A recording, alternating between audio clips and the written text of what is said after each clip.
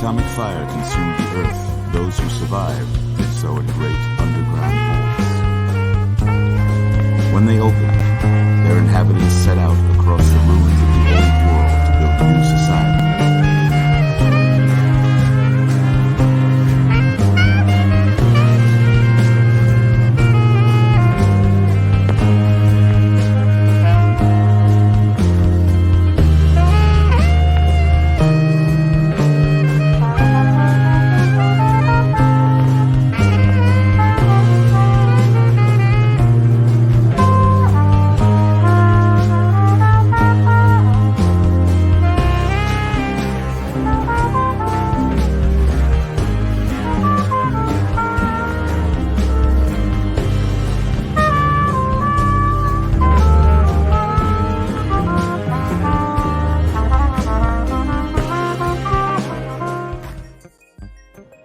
Welcome back to Fallout Las Vegas. My camera is on, and now I'm off.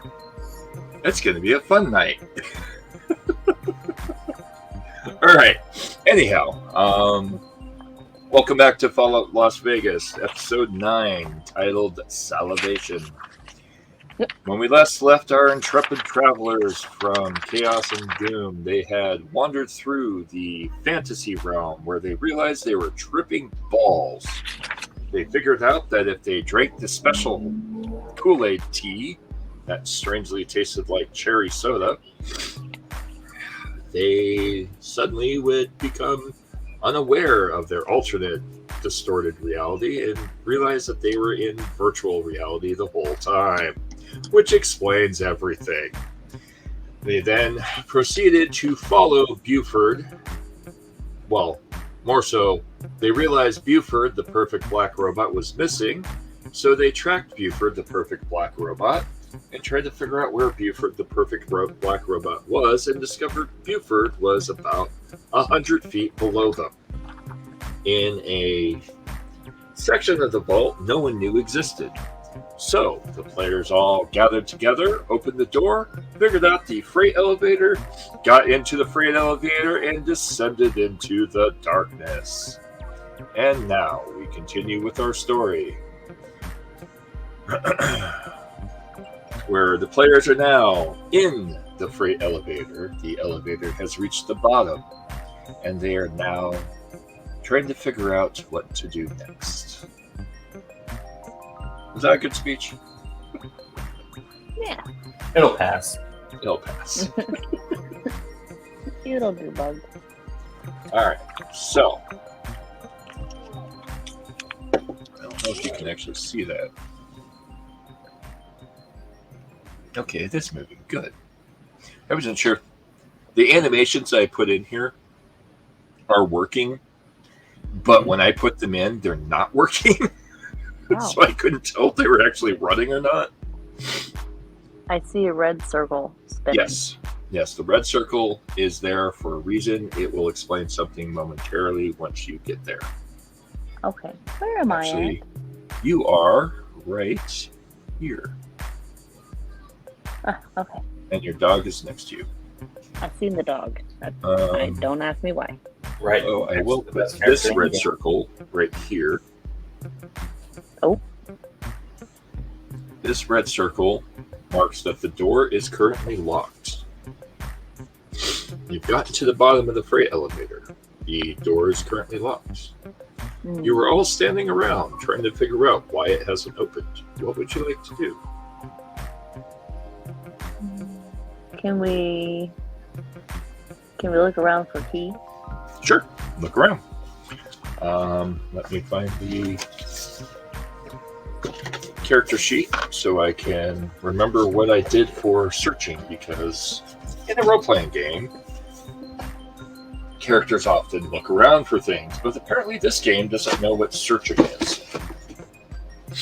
They wanted to be so different, they failed to realize that there are some things you absolutely have to have. Right. Would it be All like right, so perception or something like perception plus repair, or perception plus survival, either one. I don't have anything on either one of those. It's just perception.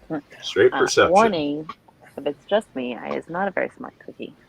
Ah, well, this can be difficult. Wow, over here. I'm just going to point that out. Mara, would you like to help? I can, yeah. Okay. Did I just hear another voice in there? Nope, I did not. Yes. You heard the other person in the background. The ghost of Christmas past. You're now in the game. Yep. You're the awkward voice. Give me one moment. I need to mute myself. I will be right back.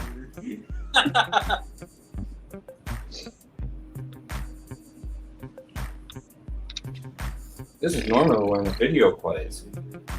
Yeah. The person playing the videos is not here. He's muted.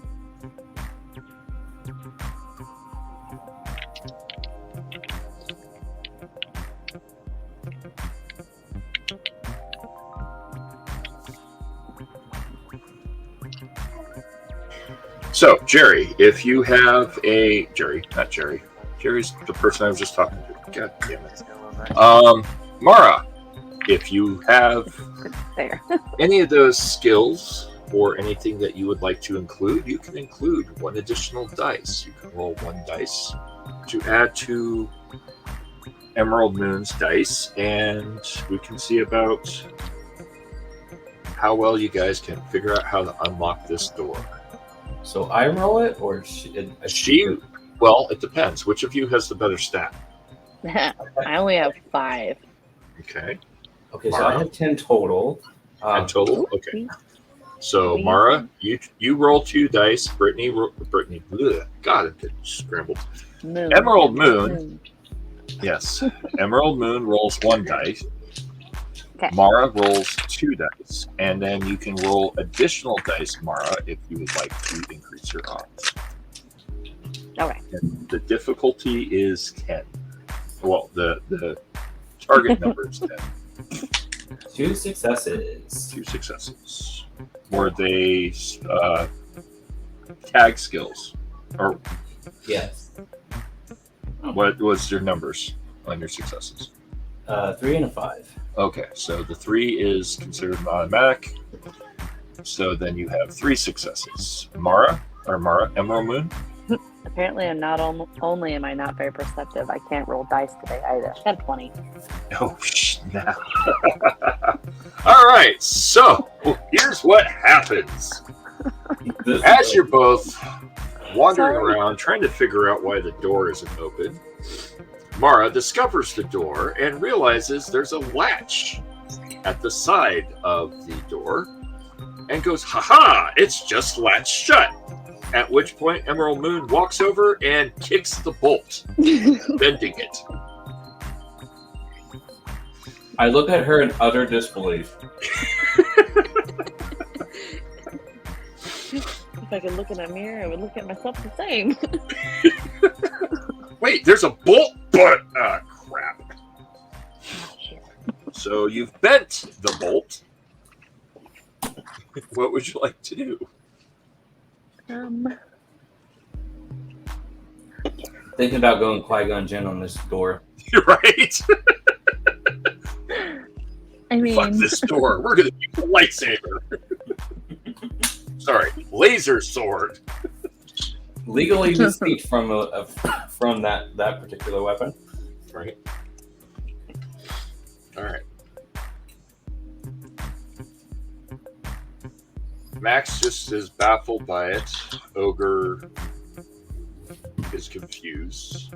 Blarf just looks in complete confusion. And Pops is still not sure what's going on. I rolled for each of them. They didn't roll very well. Can I use my intelligence plus Repair. to You can do intelligence plus repair or intelligence plus science to fix the bolt. I'll use repair Repair it is. because that would be an 11.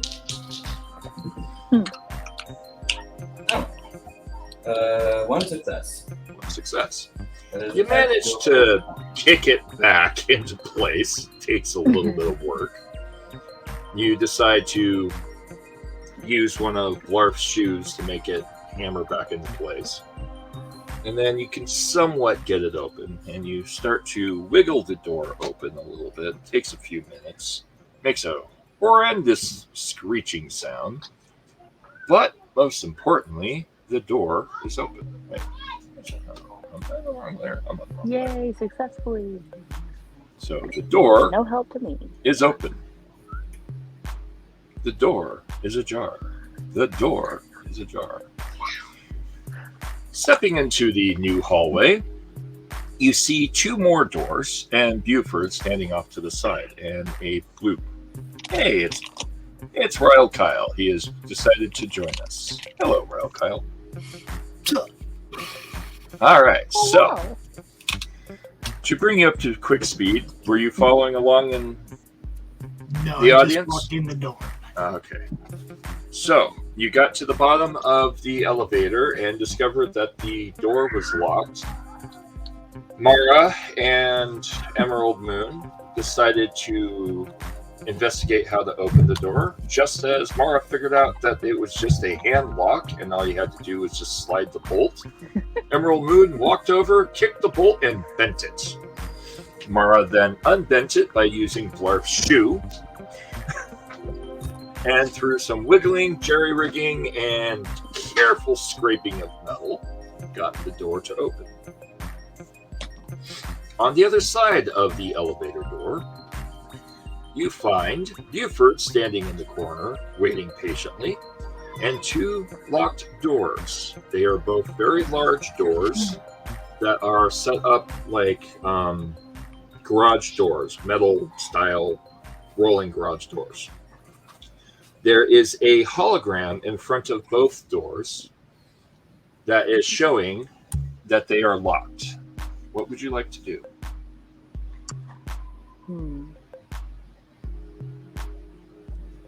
What would I like to do?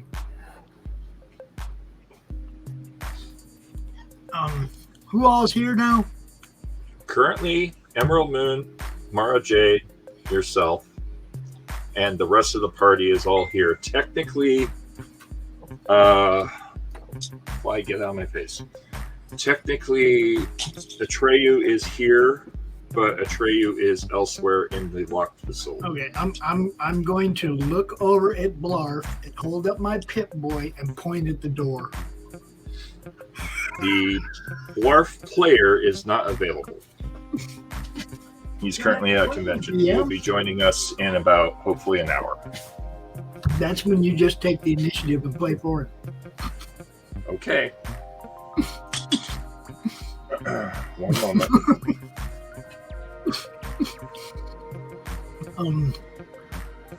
Give me one moment. I need to fix a technical otherwise I issue. say, Buford, can you open either of these doors?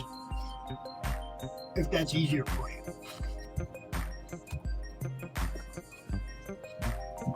Hi, Carrie.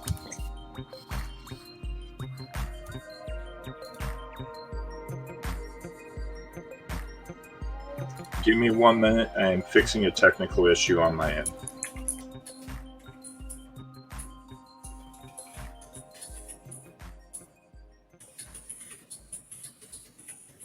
Access denied. Access denied. All right. Sorry. One of the other players, the link I sent them wasn't working.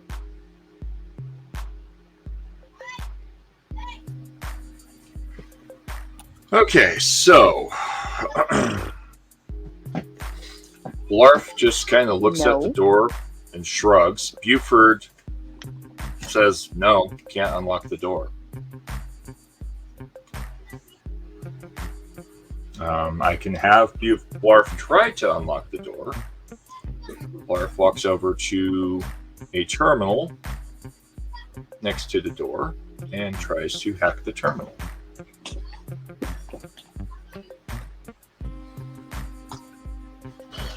Which I need his sheet.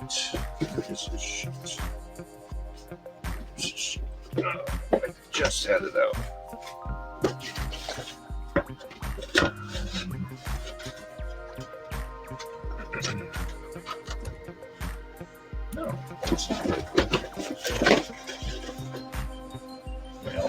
not good. All right, so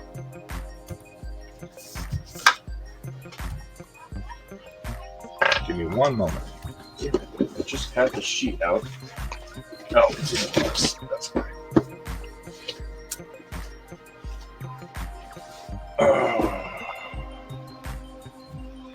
Would either of you like to also make an attempt at the other door? I'll go over there and like wave my pit boy at it. Okay. So go over there and wave your pit boy at it, and it does not work. Well, see, it never works for me. It only works for Blarf. That's why I gave it to him in the first place. It's like he never told me how to use it. He just waves my arm up there and punches in some shit, and it opens, right? All right, so He never told me how to do it, so that's why I just defer to him when we come to these situations. Gotcha. Well, Blarf's intelligence is a 6, and his science on this sheet is a 3, although the player has a different sheet. What's going on with Mara? Mara's got some better investigative skills than me. Would Mara like to go look at the door? Since how I tend to just kick them in and do nothing. Yeah, I was like, Hey, Yeah, Blarf. anybody that can get the door was my hero. Okay. One of them. I don't even care which one at the present time. Sure, we'll find out that will be a mistake later, but just trying to get out of here. Bed. Okay. Excuse me one moment.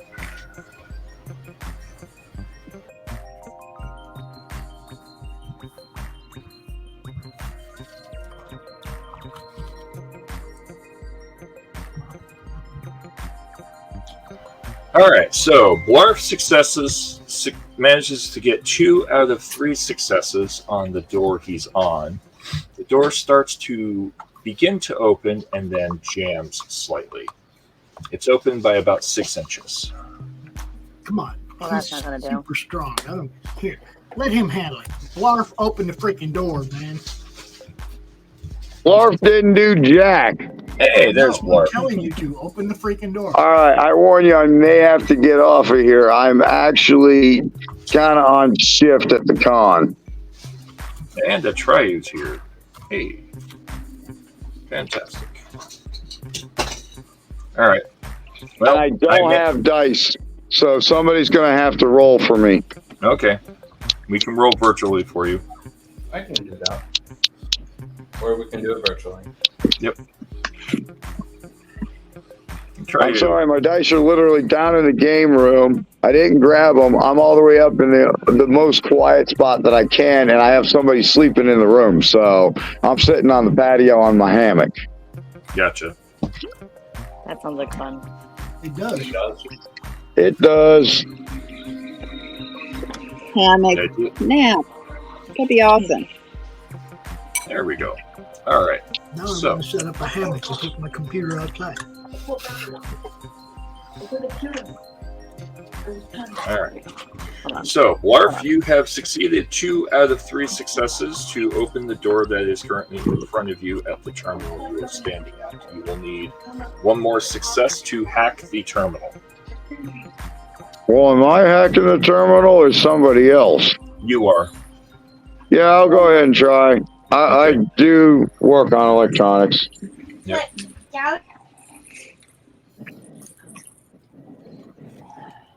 While he's working on that door, I'll try to work on the other door. All right. I will need you to do a perception or intelligence plus either lockpick or science or repair. It's going to be repair because I believe that is a tag skill. It is tagged. You are correct. Uh-oh. I think we just lost a try.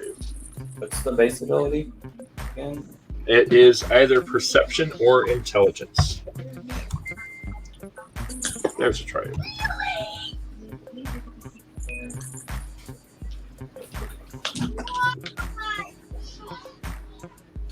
I failed both of them, but not. I can give it a shot. I've got Yeah, my Lockpick cup's a skill. little fell over. Okay, go for it. Oh. My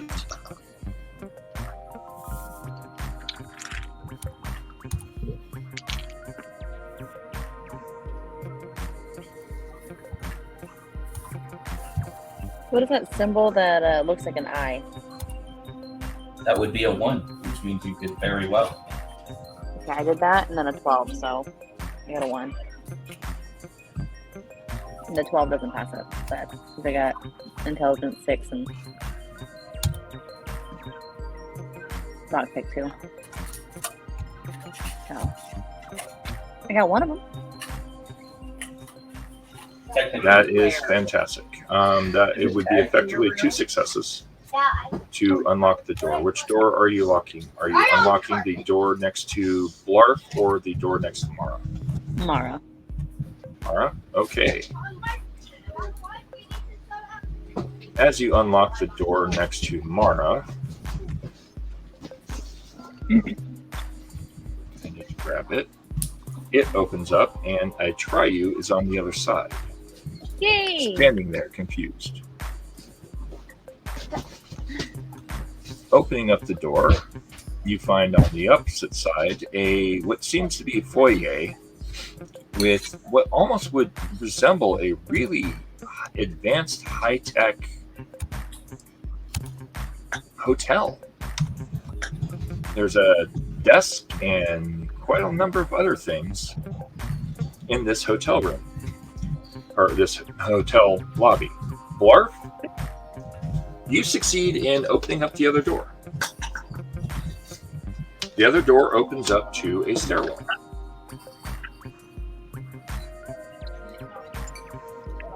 Move the icons, and then you can go up the stairs. There we go. What would all of you like to do? And over follows. And Dog. And John.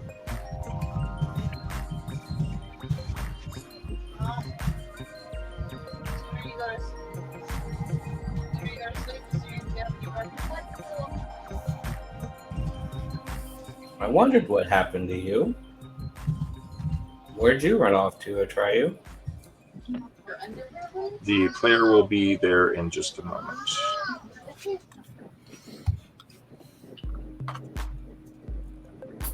I'll play for her because she is currently dealing with a small gremlin. Well, I just kind of was wandering through the forest and found myself falling down a hole. And when I got to the bottom of the hole, I was inside this place. And I crawled through this small little tunnel and came out through this little hole, and I found a bed. And I've been sitting in here along with Bob. Bob? Bob.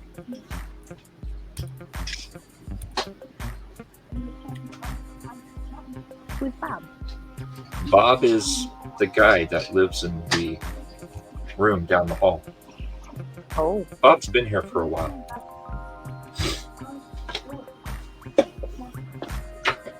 Interesting. Turn down the volume on that. There's the settings. Yep.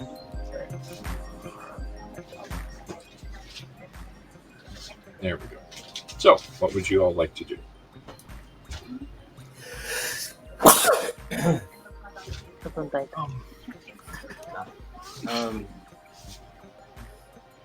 Start exploring the space, I guess. Trying to figure out where we're supposed to go from here. I'm sorry, can you say that again? I'm having difficulty hearing people. I'm going to try to explore this space over. Okay. I'm walking towards this space over here. Okay. Well, walking into the hotel room, or hotel lobby, it looks like a normal hotel lobby. On your left is a desk for entry and access, where basically your bellhop would be, or your cashier clerk. On the right is a rack of magazines with pamphlets and such. Further down the hallway, you have different doors. Each door is a different room number. Each room seems to have a basic room setup. You'll have to see what's in the actual rooms once you enter them. But further down, there's a lobby area that's like kind of a lounge area. It seems to have holographic teleprompters showing some TV show. There's a whole bunch of vending machines of all different types of foods, and they all seem to be fresh foods. And at the far end is bathrooms and maintenance. In the center of the lobby, along the right door, is another security locked door that is a very large garage-style door, about 6 meters wide by 15 meters tall. Not 15, sorry, 15 feet tall. I'm gonna beeline it for the vending machines because I imagine I haven't eaten in a while. This is true. Most of you have not eaten for a while, and you are starting to realize you could probably eat something. What would the rest of you like to do? Food. Zombie walk to the vending machines. You're gonna zombie walk? Yes. Food.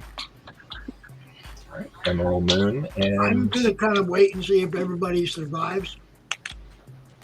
okay. All right. I've already been tricked into eating something that tripped me out for the next 4 hours. Whatever.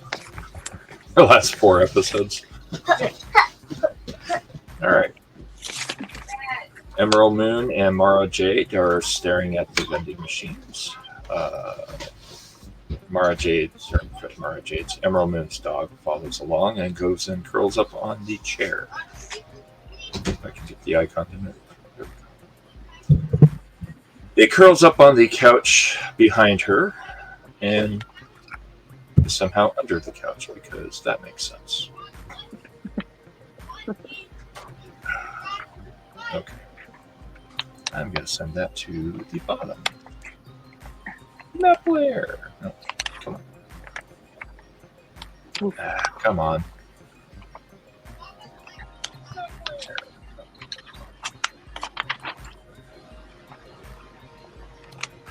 There we go. All right. So, you're going to wait for everyone else. A Triu is just kind of standing there. Ogre just kind of wanders in and stares at the magazines, trying to figure out what he's reading. John just kind of stands there and watches you and watches Blarf. Blarf, what would you like to do? Do you want to follow the rest of the party, or do you want to go up the stairs?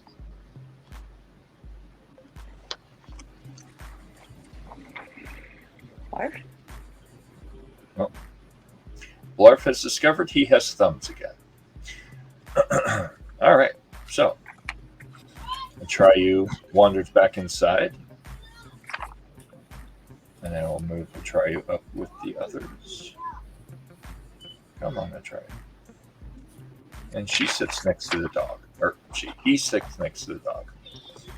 Mara, Emerald Moon, you are standing before a bunch of Yeah, for whatever reason, I wasn't able to get to my mic. My signal is not the greatest out here. Don't worry, Dude. Hold on. Yeah, I'm going to follow. Okay. You're going to follow the rest of the party. All right, so Blarf decides to follow the rest of the party. The rest of the party have all gone up to the vending machines, aside from Ogre, who is currently trying to read. And it's a very uncomfortable sensation because he's picking up these pamphlets one at a time, and he's rotating them upside down and turning his head, trying to understand what he's looking at. It's almost if an alien tried to pick up a porn mag. You just kind of don't know what you're looking at. To reiterate, Ryle Kyle is not by the vending machines. He's waiting Yes. to see if everybody survives. Yes. Are you going to enter the same area, or are you going to stay? I'm just not eating nothing. I'm not over there looking. I'm just waiting to see what happens to everybody else. All right. Because I didn't tell anybody go get something to eat out of that fancy machine. They all just ran over there like little kids at a candy store. So Okay. you Well, know, no discipline whatsoever. Yeah. All right. So, Ryle Kyle, Ogre, Buford, and John Matrix are all standing by the entry into the lobby area. The rest of the party has gone up into the vending machine area. All right. Mara, Emerald Moon, what would you like to do? I'm going to try to use my pit boy Okay. and access the vending machine so I can get food. You go to use your Pip-Boy, and you realize that the Pip-Boy doesn't interface with the vending machine. Oh. I start hitting buttons. There are buttons, yes. It's a through Z, 1 through 0, and then there's an up button, a down button, and a enter button. But there is no interface for income or chips or anything. There is a strange little icon in the middle vending machine that looks like a bottle cap. I hit like, I see like a candy bar or something, and I hit that sequence in and then hit enter. You plug in the enter, a little machine whirs to life. It brings a conveyor belt up to the candy bar. The candy bar slides out onto the conveyor belt. It then brings it down, and a little tray opens up, and there's a candy bar sitting at the bottom of the machine. I'll be right back, guys. Sure. Sweet. What would you like to do? I'm hitting more buttons in. I'm making it more like this. How many would you like to eat? Or how many of you... Excessive. Like getting a couple of bags of chips and a couple of candy bars type thing. Okay. How many candy bars do you wish to collect? 3. No. Hold on.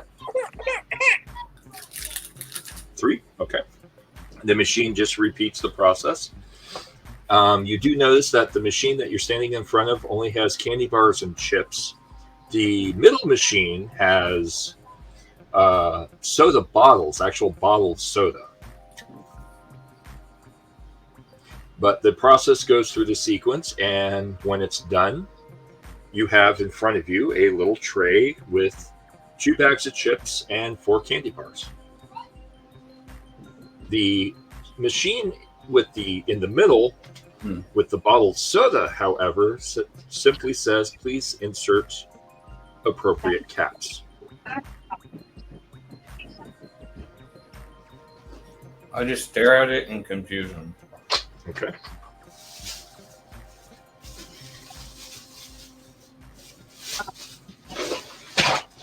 Clark? Yep. Standing behind Emerald Moon and Mara Jade, you see them plugging away at the vending machines. And Mara Jade proceeds to plug away at the vending machine and gets 2 bags of chips and 4 candy bars out of the machine, and then looks at the one that has bottled soda, punches the button, nothing happens. A teleprompter comes up and it says, please insert appropriate caps. Mara Jade looks very confused.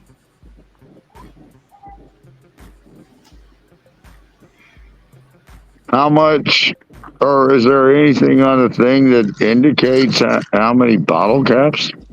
Well, would you like to look? Yep.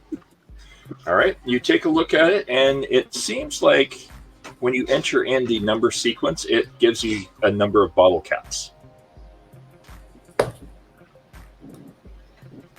How many? Nuka-Cola is 3 bottle caps. Cherry Nuka-Cola is 4.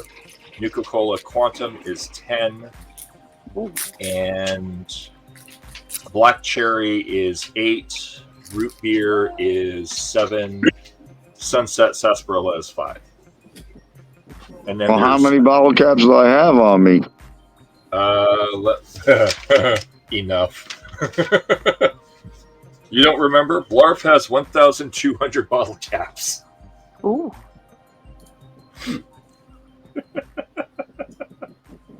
No, I'm sorry. It was more than that. It was 1,500, wasn't it? Oh yeah, it's a lot. It's a lot. It's a ridiculous amount. But I am pretty sure I have bottle caps on me. Do I have that much? Probably not. No. Your character has 1,500 bottle caps on. How many do I was I have? a rich super mutant. We're at 15. I got 15, dude. So I know what credits are, but what are bottle caps? Currency. Well, understand. Character is asking, I believe, correct? Mm-hmm. Okay, so in Oh. character. Blarf literally holds out his hands of a handful of bottle caps. I have a pocket somewhere with bottle caps. You have a small leather bag that's on your waist that's just filled with bottle caps. Ooh, I got a fanny pack. Yep. I'm pretty sure he was still carrying all the winnings from the race. May I have some to buy a drink? Yeah, I'm going to get the quantum. Okay. That's the good So- stuff. Blarf walks up to the machine, types in the Q1. It flashes 10 bottle caps. Do you put in 10 bottle caps? Yep. You put in 10 bottle caps, the machine glows, and a glowing drink comes out at the bottom in a bottle. Oh, Yum. No Blarf. Grab I that. drink it. You drink it, all right? Do you Blarf happen to opens- have more bottle caps by chance? I just told him. I just said, yo, Blarf, grab Daddy one of those. Did he just ask me to buy him a drink? Yes, you did. Okay. I throw another handful of bottle caps into the thing, and I get him a quantum. All right. I don't think this is going to go well for Kyle. It spits out another quantum. I like that one. That's good stuff. All right. what was I'm the one looking that at was the 3 bottle caps? The 3 bottle caps was a regular Nuka-Cola, which I am currently looking in the mini book to see if I can find the effects of what these drinks do. There we go. Oh, all right. Nuka-Cola Quantum. Cola, cherry whiskey. Yeah, that's really annoying. Mara starts digging in her bag looking for these bottle caps that she has no idea. All right. No. Find You some. find roughly 15 bottle caps in your pocket. Then she looks back up and then starts looking through the machine going, where's the grape? There is a grape. It's under G. Oh, okay. Then I get the grape. As you push up, you see a grape line. Get the grape line. Well, I'm saying so it's rows of drinks, and as you push the elevator, it changes and shows you different rows. And this row is 10 grape bottles. I'm trying to find the effects of Nuka-Cola. Because each drink has an effect on the character. Yeah, most of them are HP boost. Some are HP boosts, some are stat boosts. I just thought it was funny that Mara Jade likes grape soda. Does the character actually like grape soda? I don't know. Although it would be funny, right? I don't know that much. No. Quantum 163. Here we go. Some dice. 163. Here. 163. All right, so Nuka-Cola Quantum. All right. That just explains what the fuck the drink is. It doesn't explain what it does. Yay, designers. I'll pull up Fallout 4 on video. Yeah. Twice the calories, twice the carbohydrates, twice the caffeine, twice the taste. The drink's distinctive blue glow comes from the safe for human consumption isotope additive developed by beveragers working within the United States military. Most bottles found were from special pre-release batches sent to the chosen retailers or found in trucks in the process of shipping the product. The drink's effects are extremely potent, but we're not going to tell you what they are because we don't design games very well. Just give me a minute. I'll have that info. I know. I find it fucking hilarious. If you want to make the game, oh wait, here we go. So you immediately gain 5 AP for drinking a Nuka-Cola Quantum. That's it. Yeah, that's not Right? Woo! 5 extra AP! What? Let me see what it says in the actual game manual. Like the real... Oh, okay. So in the video game, Nuka-Cola Quantum gives you 400 additional hit points. So we'll say probably plus 40 hit points across your entire character. Dad, Yes, doesn't this look like a rainbow trail? it does. Go to bed. You also gain. So you gain. Why did I just refresh? A single Nuka-Cola Quantum is worth 50 caps. Oh wow, there's a bunch of different ones now. Nuka-Cola Nuke, Nuka-Cola Side, Nuka-Cola Cooler, Void Extreme, Quantum I don't know Crunch. what games those are in. Right? They're In 3, 4, and 76 right now. You know, and it's like you got cherry, regular, and quantum. yeah. That's all I've ever seen. All right. So the effect, according to the wiki, I can give you the exact what stats from the game because I'm in the game now. So quantum is 600 HP, 2 rads, 100 AP, and each one weighs 1 pound. Value 50. Yep. Nuka-Cola is 30 HP, 2 rads, 10 AP, and weighs 1 pound. And cherry is 75 HP, 2 rads, 25 AP, and weighs 1 pound. all right. So there you go. That's straight out of the video game from my level 27 badass. And I do mean badass. All right. So let me see what Sunset Sarsaparilla says in the wiki real quick while we're pausing for a moment. And see, they don't even have that in any of the games that I've seen except New Vegas. What, Sunset Sarsaparilla? Yeah, it's the only game I've seen in it. It's only in New Vegas. That's because New Vegas wasn't officially directly a Bethesda. It was a sub-project by the original designers of Fallout.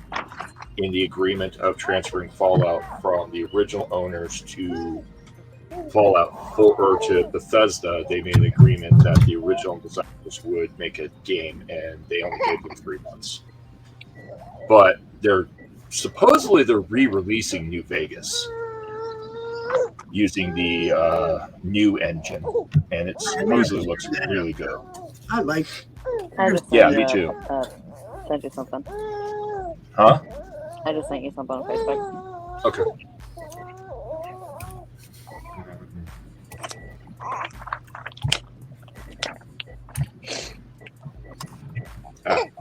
Thank you. Yes. Yep. Yes. Perfect. Thank you. You're welcome. All right. So Sunset Sarsaparilla, if you decide to drink one, gives you 2 hit points per second for 25 seconds. So in theory, your character will actively have plus 2 HP for 5 rounds.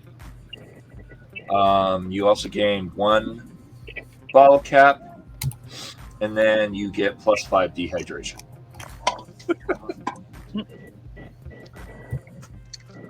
That's no problem for me. Right.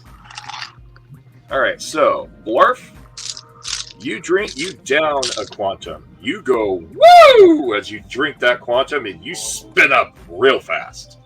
Do you have any damage on your character? If I did, it's probably already healed by now. True. Well, you just gained temporarily 5 additional HP. You feel really good. Why'd you think about it?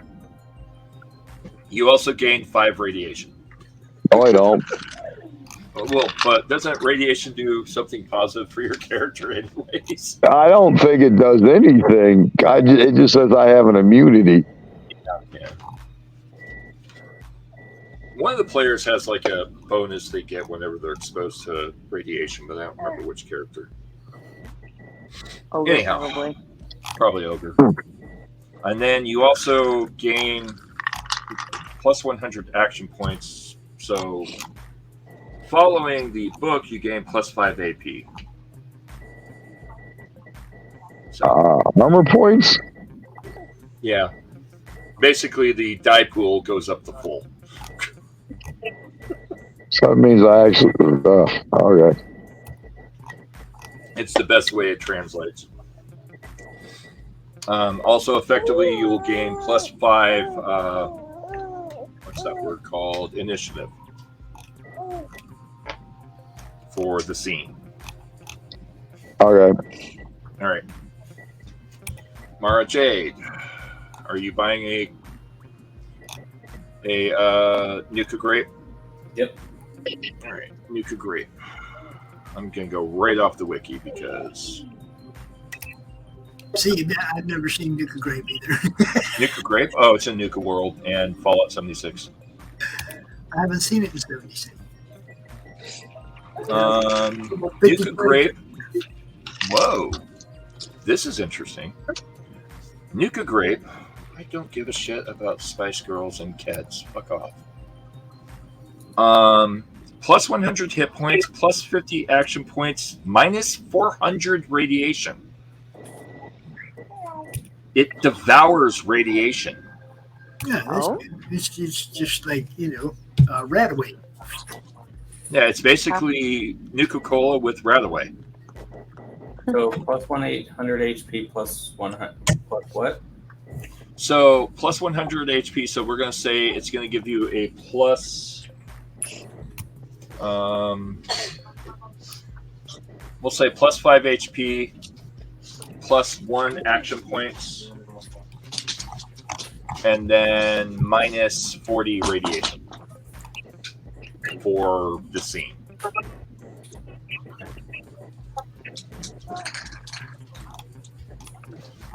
Go to bed. I'm not telling you again. How much did they cost? 8. 8. Okay. So Oh, and did you open it? not yet. Okay. Well, if you open it, you get 1 free bottle cap. No. Well, I was going to sit down and then open it. Okay. That. All right. So. Pops or Kyle, Yes. did you drink your Nuka-Cola? I was waiting for somebody to tap bottles with, so as soon as somebody else opens one, I'm going to open mine. Yeah. Blarf just cracked it and pounded one. I know. He didn't want to cheers with nobody. He's a dick.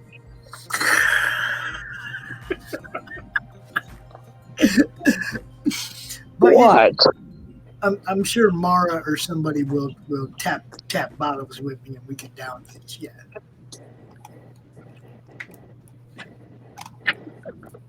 Maybe my head of security. How about it, Emerald Moon? Have a drink? Have a drink.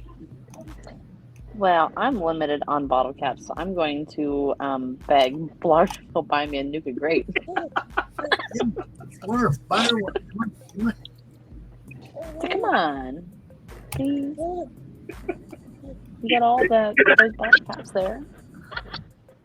He's got all the race wings. You can't act like he doesn't. Hold on. Ooh, somebody's mad. He was trying to stand up and did not succeed. Ooh. All right, so Blarf. I think you may have a bad connection. All right, well, we'll come back to Blarf in just a moment. Mara Jade? Yep. You bought yourself a Nuka-Cola grape.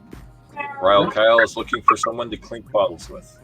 I'll wait for Emerald Moon. Just here, take some of my caps, get her something, whatever she wants. I don't care. All right. So you hand off the bottle caps to Emerald Moon. She walks over to the machine and gets herself a grape Nuka-Cola and just kind of looks at the selection. Ah, Blarf is back. Welcome back. Yeah. Okay. All right. So My phone did something funky I see again. that. It happens. I should send you the link. How old is your phone? Oh, I have a Z Fold Do you? 3. It's not that. It's that I'm at Kalahari. I'm literally dealing with Wi-Fi issues, Yeah. just streaming issues. It's Do you have a second phone? Do you have a second phone laying around? no. I was gonna say. Well, I have. Well, the other phone is only Wi-Fi, and that phone is what I'm using to read my character sheet. Listen to what I'm saying. If you got two phones, you make one a hotspot for the other one. Yeah. So the other phone does not work as a phone anymore. It is solely a tablet, essentially, that if I have Wi-Fi, I can use it. And if I use my other phone, I'm going to get charged for turning it into a hotspot. Yeah, he's not at home. He's at a convention. Yeah, I know. That's why you always take two phones to the convention. You make one a hotspot, and you use the other one to do your interviews or whatever. Been there, done that, you know.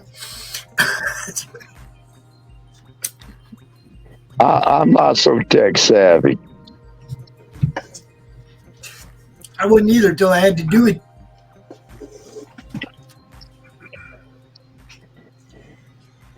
Anyhow, so Blarf, Royal Kyle would like to have a drink with you and Emerald Moon. And Mara. And Mara. Okay. We all good. We're going to toast to the fact that we're all still alive. If you're down with that. John also decides to bring up the rear. I'll bring Royal Kyle up since I forgot that you don't have your interface up. So Buford, I'll bring up.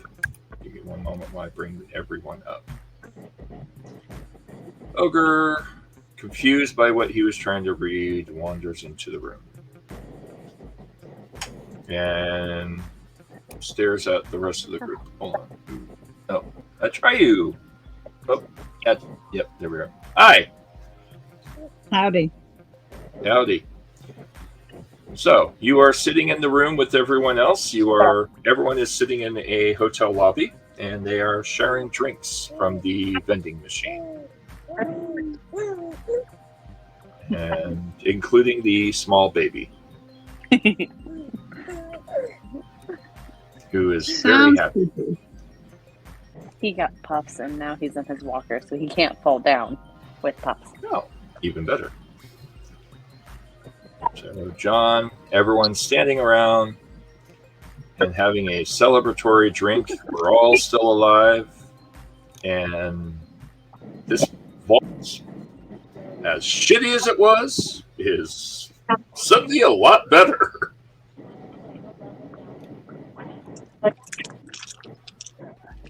All right. So, who has a drink and does not have a drink? Well, I imagine I have one. I'm probably pretty thirsty with all these action stuff and not feeding. I probably got a grumbly tummy too.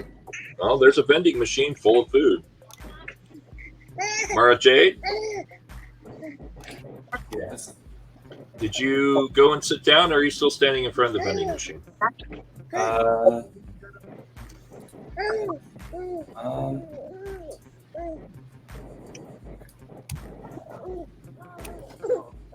you went to sit down. Although apparently the chairs are on the wrong layer. Yeah, I noticed that too. Now let me put them on the right layer. There we go. There. Come on.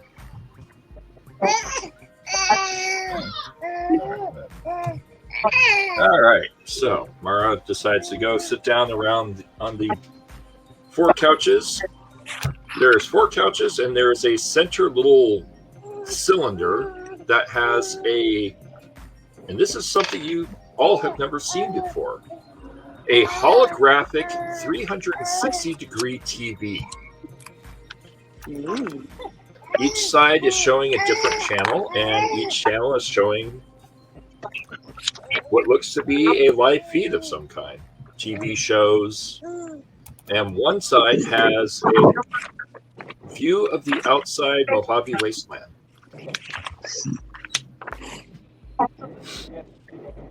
Showing the current weather, scrolling along the bottom and showing current information. And it looks like it's showing the Las Vegas Strip.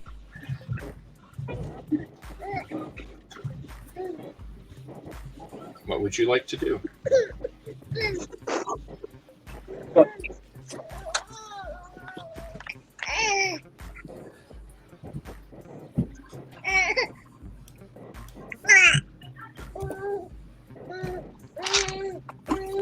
I'm just staring at the TV, wondering about this particular planet. Well, the screen you're currently watching is a holographic screen showing some kind of a sitcom involving a Mr. Handy who can't quite cook souffles, and the family dog keeps stealing foods when the Mr. Handy's not looking. Hilarious. And the Mr. Handy is very confused because he sets out 2 cans of condensed milk, 4 pieces of Brahmin steak, some regular food, and then turns around to grab something else, turns back, and there's 3 Brahmin steaks. And then is confused, turns around, grabs another one, turns back, and there's 2 Brahmin steaks. Repeat the sitcom. And the dog is sneaking the food off the table while he's trying to cook dinner. Is there anything in that vending machine for my dog? Yes, there is dog food. There's a kibble vending machine for pets. It is the 3rd vending machine, this one here. Come on. I checked that one out. Does that one cost any down? Just push buttons on that one. It's just push buttons. Okay. I'm gonna get some dog food and some chips. Dog food for your dog, and then chips for yourself. No, backwards. No, yes. Okay. All right. So you managed to get yourself a small little 1-pound bag of dog food, and you go and get yourself a small bag of chips from the other vending machine. And it seems to have everything you need.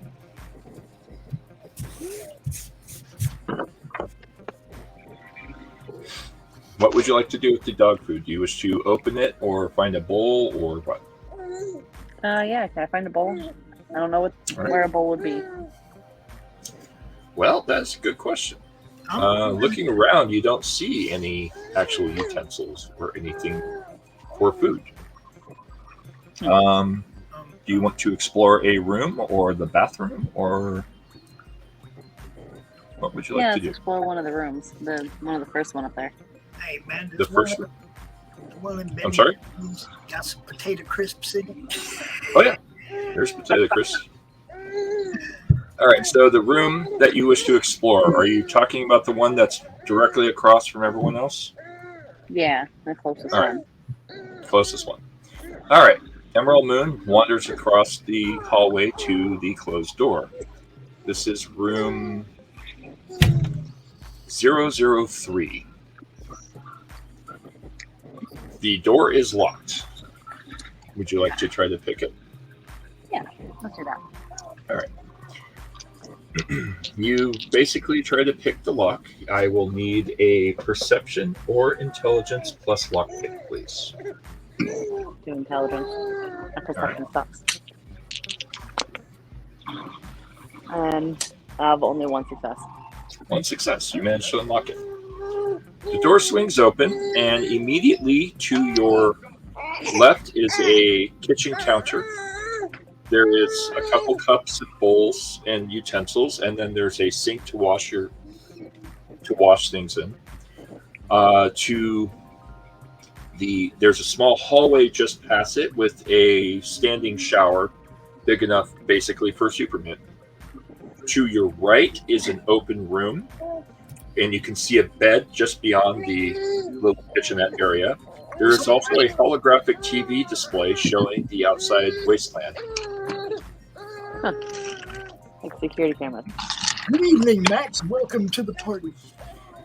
Ah, Max, you have joined us.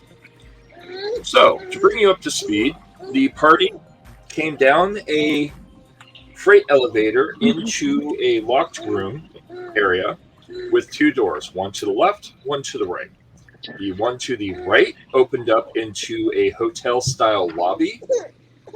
I'm sorry, the one to the left opened up to a hotel-style lobby. The one to the right opened up to a set of stairs. No one has gone up the set of stairs. Everyone is currently in the hotel lobby.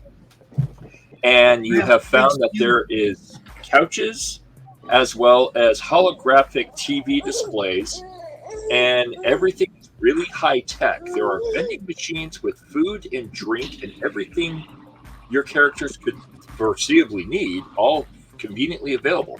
The only thing you have to pay for is the Nuka-Cola. Down the hallway at the other end is a set of bathrooms, and there's a maintenance door, and then along the left side of the hotel are individual hotel rooms, and Emerald Moon just walked into one of them. Okay. This is weird.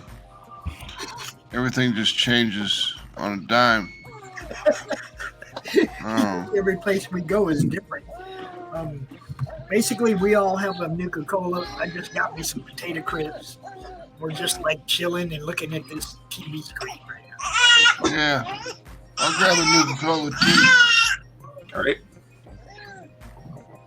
You grab a Nuka-Cola. What flavor would you like? They even have Sunset Sarsaparilla. I want the regular Coca-Cola Classic Nuka-Cola. All right. That is 3 bottle caps. All right. You put in 3 bottle caps. Back as soon as you open it. Ain't that cool? Yep, right. 3 caps and you get 1 back. Exactly. All right. You sit down. Do you crack it open, I assume? Yeah, of course. All right. Start slugging it back. Slug it back. It tastes like a regular Nuka-Cola. It's ice cold and crisp and refreshing. You immediately gain 2 action points, and you heal 5 hit points across the board. Okay. You also get +2 to all actions for the scene. Sweet. Everyone's just kind of sitting around, eating and celebrating this surprising find. Yeah. It's kind of cool. Potato crisps.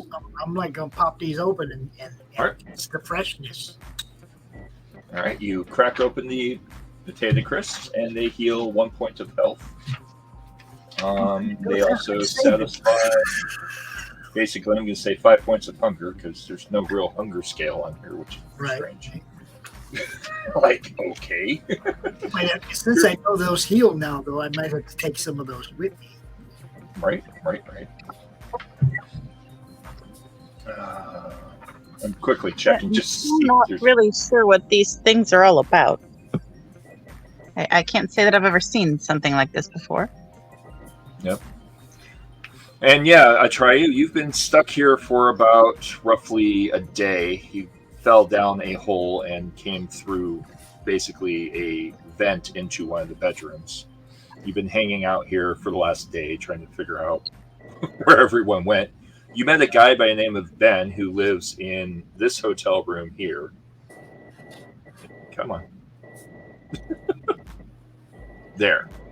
Ben is in that hotel room there next to Mara Jade. Ben has apparently been trapped in this hotel for about, he says, roughly a year. Wow. Ben, huh? Yep. Where's Ben from? When did we get to meet Ben? You hiding Ben? Well, I try you. Have you been hiding Ben? No. Ben went to sleep about an hour ago and is apparently sleeping in his hotel room.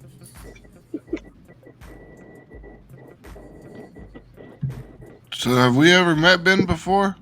No. All right. Well, I'm gonna go. Go get him, John. Go get him. Up to his hotel room. All right. The door is locked. What would you like to do? Just knock on the door. All right. You knock on the door. Hey, There's no- get awake. You need to wake up and get to the chopper. Go to bed. Okay, you can plug it in. Excuse me a second.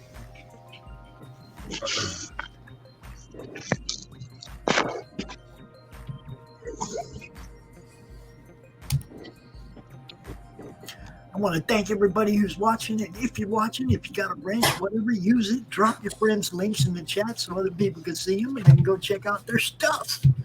It's part of why the network exists, so take advantage of it. All right. So, groggily, you hear some stumbling and some and something is slowly moving towards the door. Groggily, guy opens up the door. He's wearing a Vault 85 jumpsuit, and he just looks at you and goes, "What?"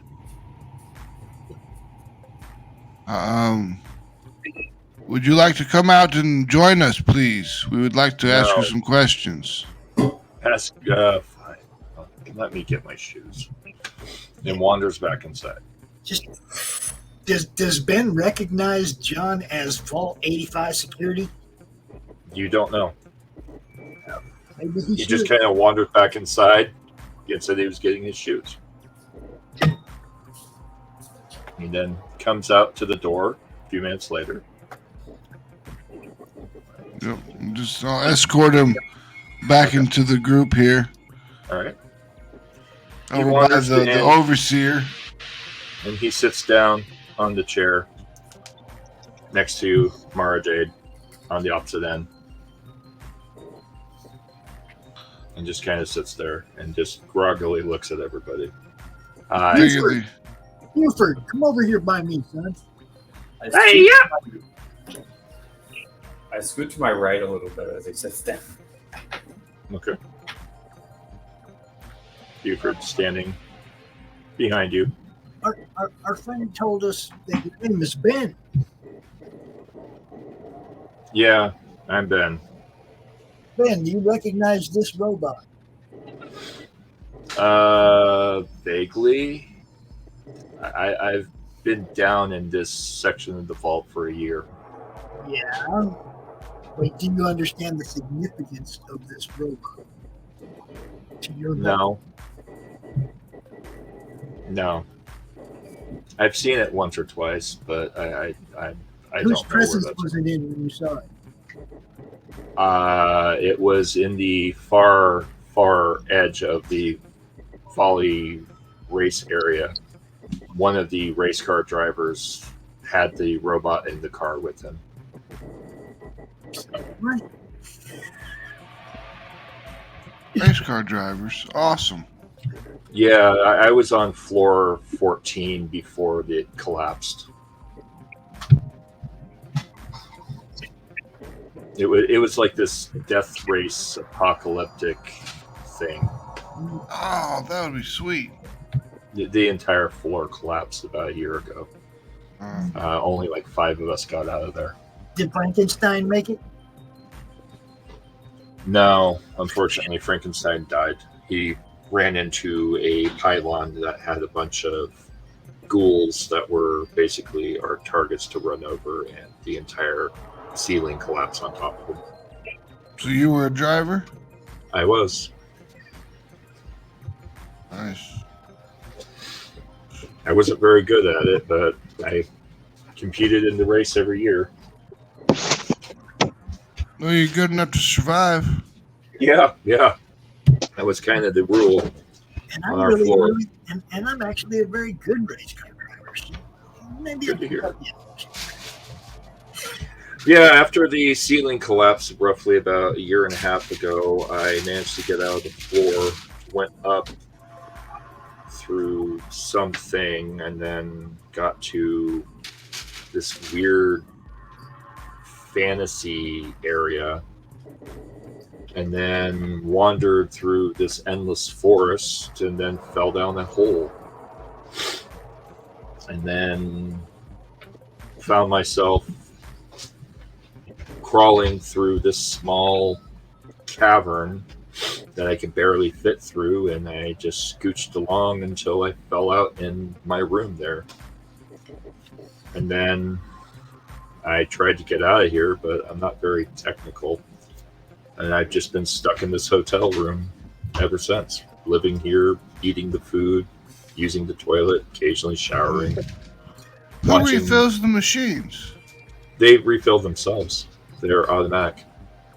Interesting. It's something with this room. I guess this room is like the scientist room. They were using it for their research. I don't know. I still don't understand all of it. Well, I just want to let you know that we are all from Vault 85 as well.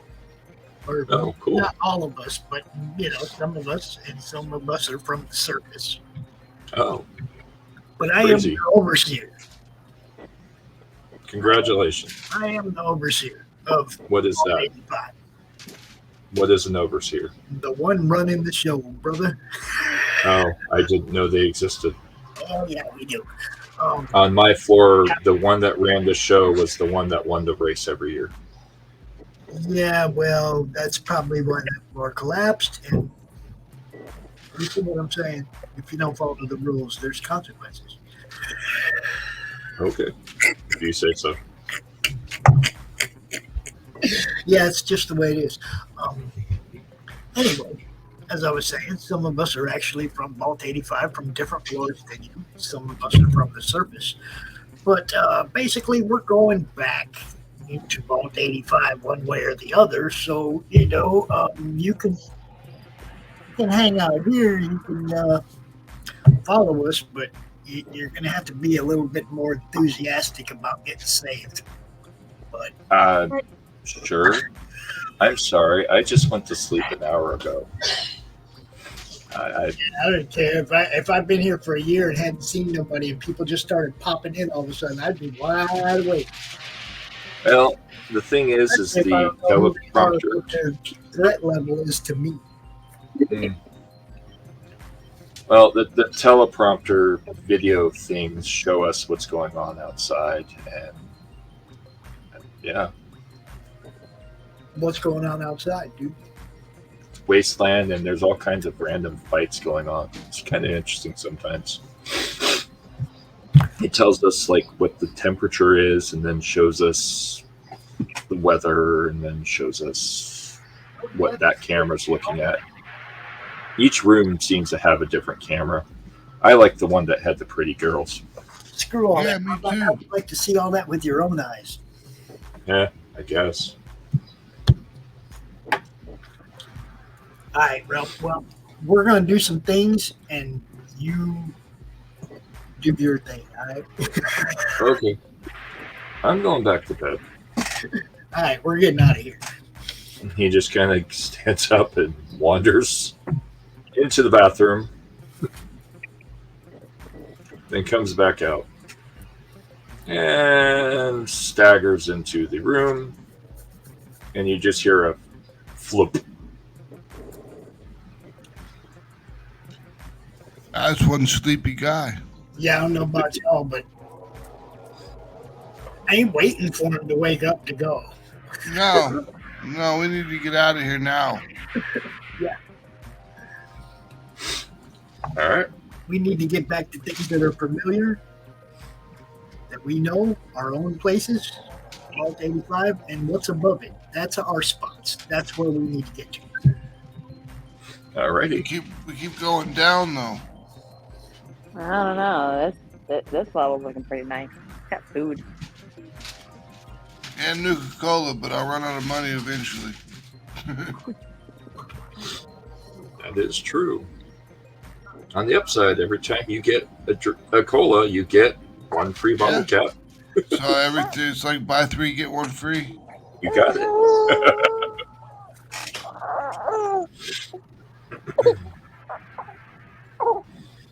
So, all right, so Emerald Moon, you were looking in the room. What would you like to do? Would you like to grab a bowl for your dog food, or do you wish to explore that bedroom? I would like to get a bowl for the dog. All right, you grab a bowl for the dog. Do you go back to the rest of the area with the rest of the party? Can I explore the room first before I take the dog bowl out there? Yeah, go ahead. Take it with me. You turn the corner and you see 2 queen-size beds and 2 nightstands. There's also a TV on the wall, holographic image on the wall, that's currently showing what looks to be the Las Vegas Strip. It's kind of dusty and messy. There seems to be parties going on and just a lot of chaos.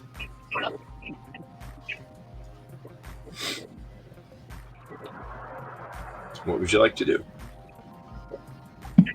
I'll go back out into the hall. Feed my dog. Okay. Eat my chips. Right. You grab a bowl and wander out to your dog standing or sitting next to Triu.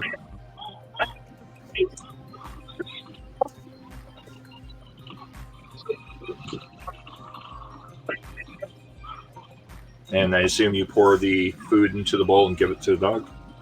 Yep. All right. Pour food into the bowl and give it to the dog. The dog happily descends upon the food and starts eating away.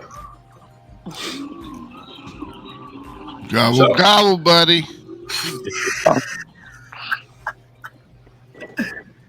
Like a hungry hippo. Right.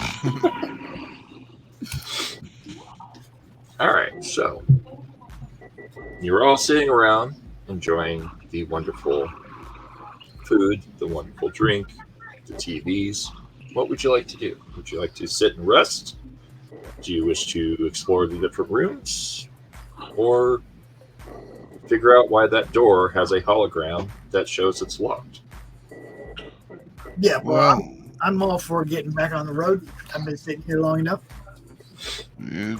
John would want to clear all the rooms to make sure that they didn't have anything in them. Right. Other than Ben, you mean?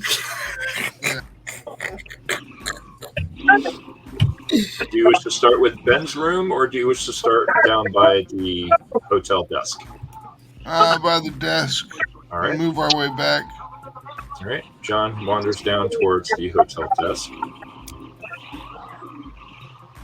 And unfortunately, I won't be able to show that. Naruto, Jesus Christ, nice ass though. What? Sorry, distracted. Apparently. Do tell us, what do you see? Thong. Thong. I thought that the week after this was actual game. The next actual game session is next week. We were supposed to have one last week, but I had to postpone it to this week because of another event that was going on. Yeah, sorry if I distracted you. I was like napping. That's perfectly fine. You had I'm great time. exhausted. But let me know when. Go ahead, get back to what you were. I got distracted. I'm being a chaos god. Hey, that's what matters. All right, so John, do you wish to explore the room or explore the front desk? Let's check out the front desk first. All right. Standing behind the front desk, you see 2 computer terminals and a bunch of cabinets. Both computer terminals are turned on, but their screens are turned off. I'll flip the screens on. Okay, you flip the screens on, and it shows hotel occupancy, and currently 2 rooms are occupied, and the rest are empty. Who are the 2 rooms occupied by? Well, one is occupied by what seems to be Ben. It just says Ben. And then the second one right next to it is occupied by I Try You. Okay. It also shows in the hotel lobby icons where each of the vault members currently are in the lobby. Okay, and how do I know if it's tracking it just by camera or if it's by Pip-Boy or what? It seems to be tracking Pip-Boy because it's not showing anyone else, just vault members. Okay. Alright, then we'll go to the first room and pull out the pistol and clear the room. You open the room. Well, actually, the door is locked. However, the computer does show lock or unlock for each door. Oh, unlock them all. Unlock all doors? Oh, yeah. Okay. You unlock all doors, and the icon, as John is standing at the terminal, suddenly the big door unlocks, and the hologram disappears. Oh. And a new hologram appears instead, a green one, in front of the big bay door. You also hear every hotel room door all unlock simultaneously. You then hear something power up, and a voice starts to talk to everyone. Let me pull this out. I will bring it up to where the rest of the players are so that those following along at home can watch. A holographic head appears in the corner of the room where one of the TV screens was. It says, "Welcome to the hotel." Oh, damn it. I had a name for this. Here we go. "Welcome to the Hotel Nevada. We are glad that you could be part of our wonderful community. This is a private facility only for members of Vault 85 who have proven their worth. As a thank you for successfully overcoming data error, information missing, we welcome you to be part of this exclusive Vault section. By being a member of this exclusive Vault section, you and data redacted, information missing, can now enjoy the comfort of the Vault and the comforts that this Vault has to offer. We thank you for being part of this community. If you have any questions, please ask the floating head."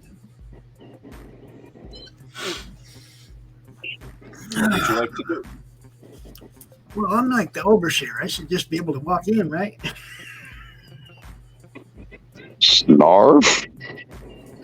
There's a floating head in the corner. Come on, Blarf. Let's wave the Pip-Boy at the floating head. Let's go check out what's in this room.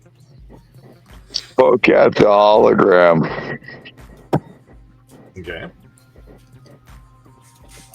It's a floating head. It looks kind of like a semi-humanoid head. Very robotic, kind of wireframe of a human head. I poke it with my finger. It dissipates where your finger pokes. Not really there, Blarf. I shrug my shoulders. Okay. Can you try talking to it? Wave my Pip-Boy at it. Make your magic happen, dude. Come on. As you wave your Pip-Boy at it, it says, "Thank you, registered overseer. I see that you are standing here. However, your position and title in this section, it does not apply.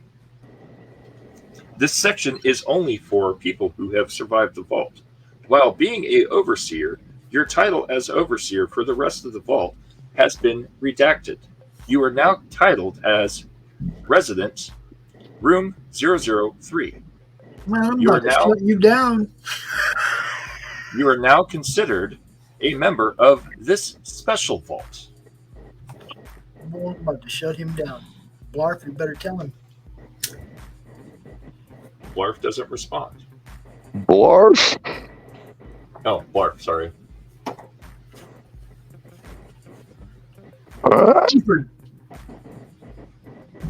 Buford does not respond. No, this is some bullshit right here.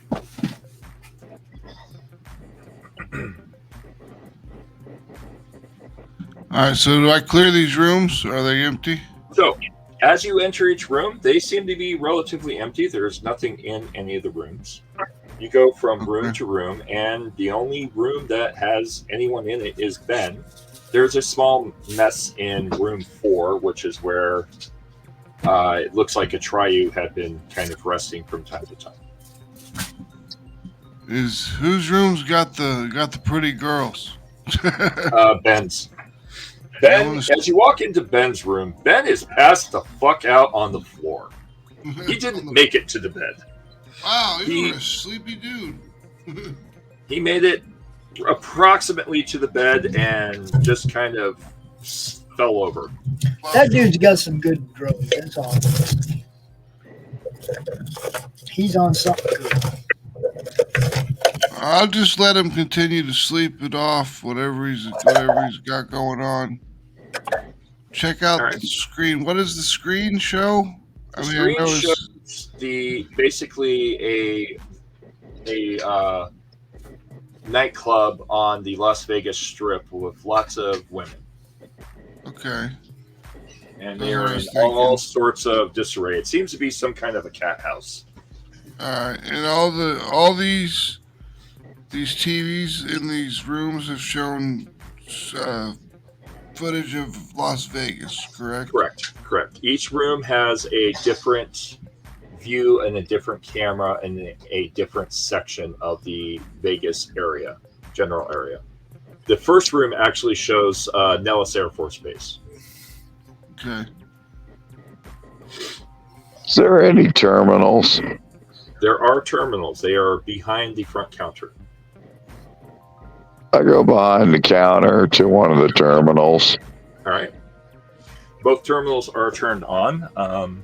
It currently shows that all doors are unlocked within the hotel area. There's a status error. Surface elevator battery incomplete. Oh, really? Freight elevator locked into position and cannot be uplifted. All right. Search for battery supplies. That's going to be science, I think, and intelligence, right? Yes. All right, hold on. Let me pull up my numbers. Hold on, because, I also want to look at that. Cause, let me see. Well, Kyle, the only person that currently sees that screen is Blarf, and Blarf has not relayed it back to you. He watched me go over, but he has to go around to see what I'm doing. Because the only other person that knows of that screen right now is John Matrix, who had wandered over there and actually unlocked all the systems.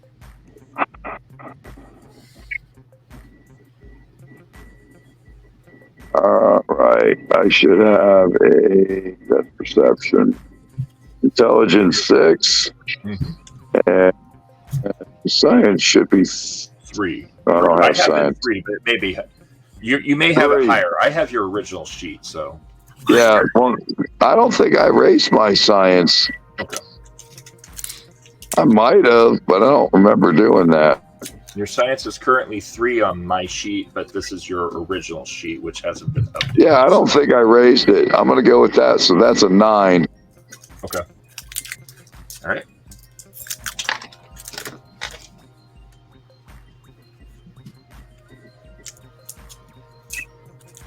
And I don't think that's going to be a very difficult task either, because I'm just using a search engine. Yep. 1 success is really all you need. So, like I said, I don't have dice with me. Okay. So if somebody wants to roll, go for it. Oh, sorry. I'll roll for you. How many dice do you wish to roll besides the basic 2? I'll go. What do we got for points? You're full, and because of the Nuka-Colas, everyone has full plus 5 or 3 to 5 each. I'll throw two dice in. All right, so 4 dice. Yep. Difficulty 9.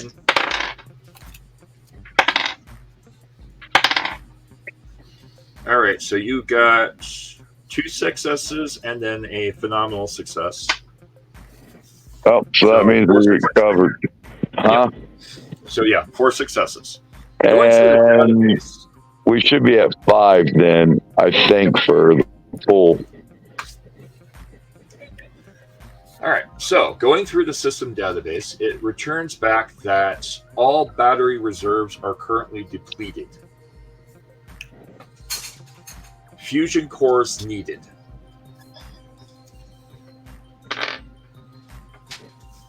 Okay. I should know what that is, right? Yeah, a fusion core is a common power armor. It's basically used in power armors and certain types of specialty fusion weapons. Oh, shit. I got an idea. Okay. Just go yank the one out of Yogurt's power armor.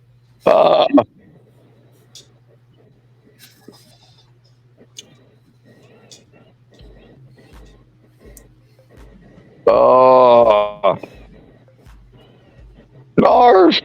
Snarf, snarf, snarf! I start making a little bit of ruckus to get everybody's attention. Blarf is making all kinds of noise in the corner. Snarf, snarf, snarf! Where the front desk counter is. And he's trying to get everyone's attention. Okay, you got my attention. Yeah.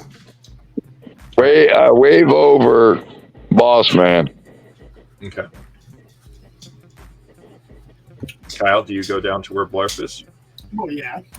Okay. You wander down to where Blarf is, and you can see the We're off the screen. You can't see anything. I know this because it's currently following Mara J. So I'm going to explain it to you. I'm just moving your character out of the camera view. So you see on the screen, there is a map of the area that you're in, and there is basically a couple of odd icons.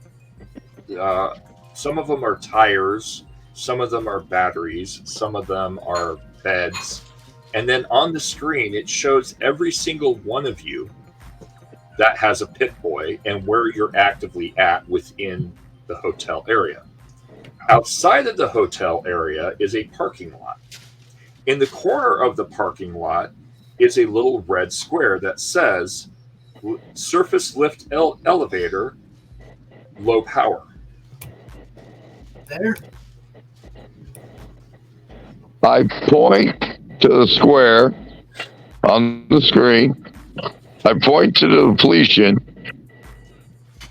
And then I point to Ogre. All right, go yank it out of his armor. It's going to piss him off. I ain't going to do it. I shake my head. I point to him, and then I point back to Ogre.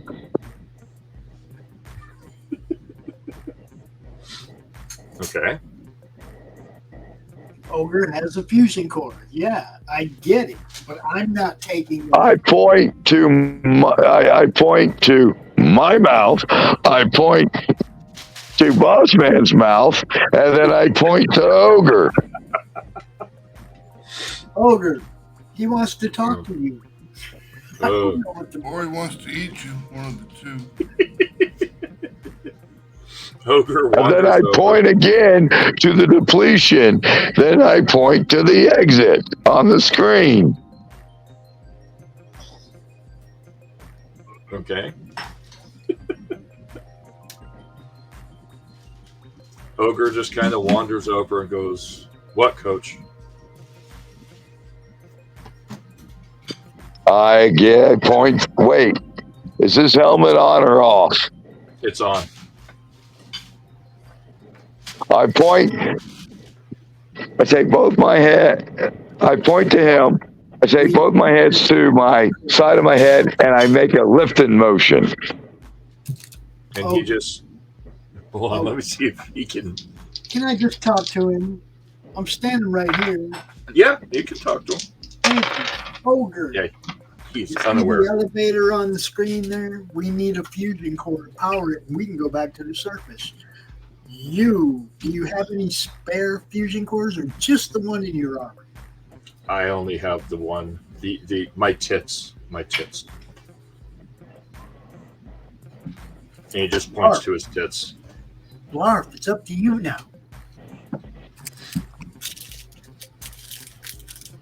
Okay, so what I do to try and communicate this, I don't know what you want to do about this, but I'm going to point to his tits. I'm going to make this little shaking back and forth like I'm fiddling with something. I point to the red square and I throw both thumbs up. And then I raise my hands up like a question. Oh, God. Ogre looks at you, looks at Ryle Kyle, looks back at both of you, goes, I'm scratches his head. I don't sing that way. I like my tits where they are.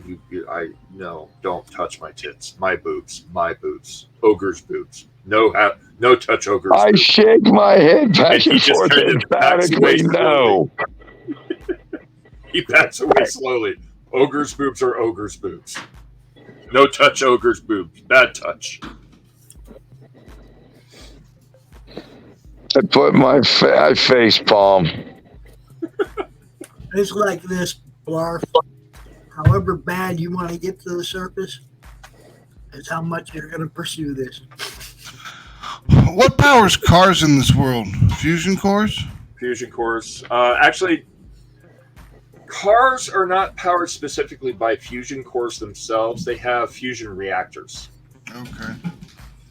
They have actual microfusion reactors, which are different from fusion cores. All right. Theoretically, if you have a good enough science, you could jerry-rig a power source from a car. Now that we're talking about this, I have a higher science and a higher intelligence than the guy who rolled earlier. And now that I know what's going on, I also have repair as a tag. There you go. Come on, man. Can I handle this, please?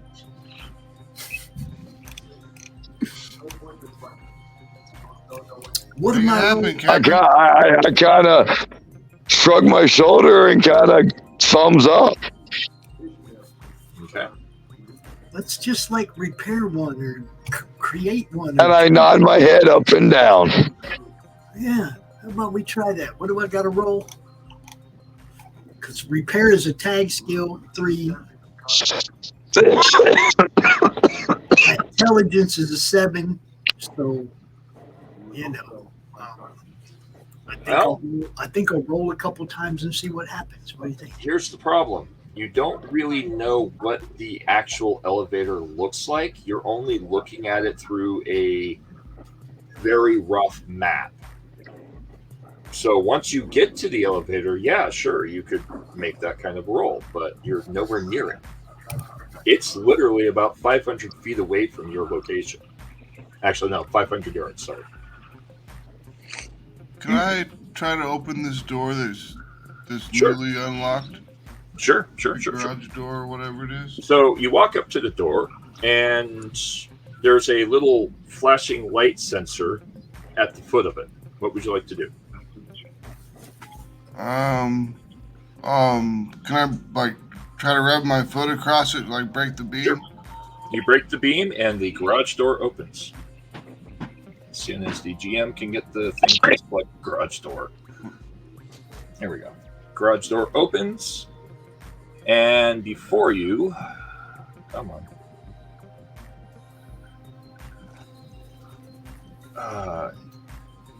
Before you is a very open area that is an underground parking garage.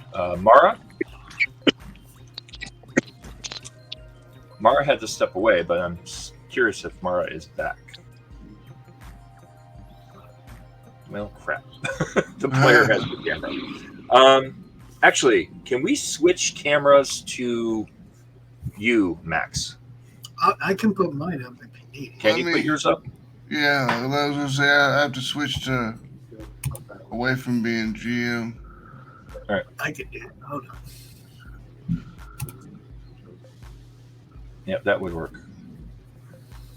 There we go. All right. So, in the area in front of you, you see 3 really decked out rigs of wasteland designs. There seems to be 2 strange looking people doing maintenance on it.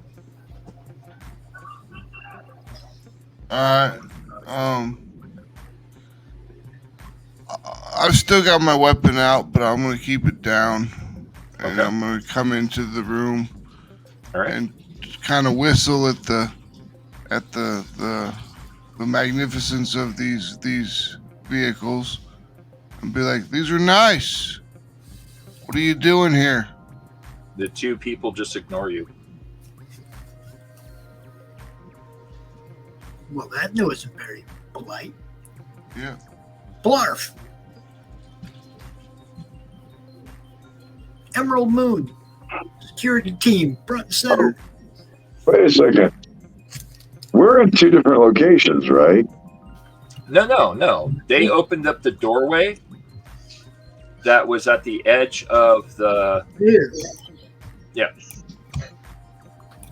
Oh, okay. So I can see this. Yeah. Yes. They opened up the big door, and the big door opened up to a very large parking area that's an underground parking garage.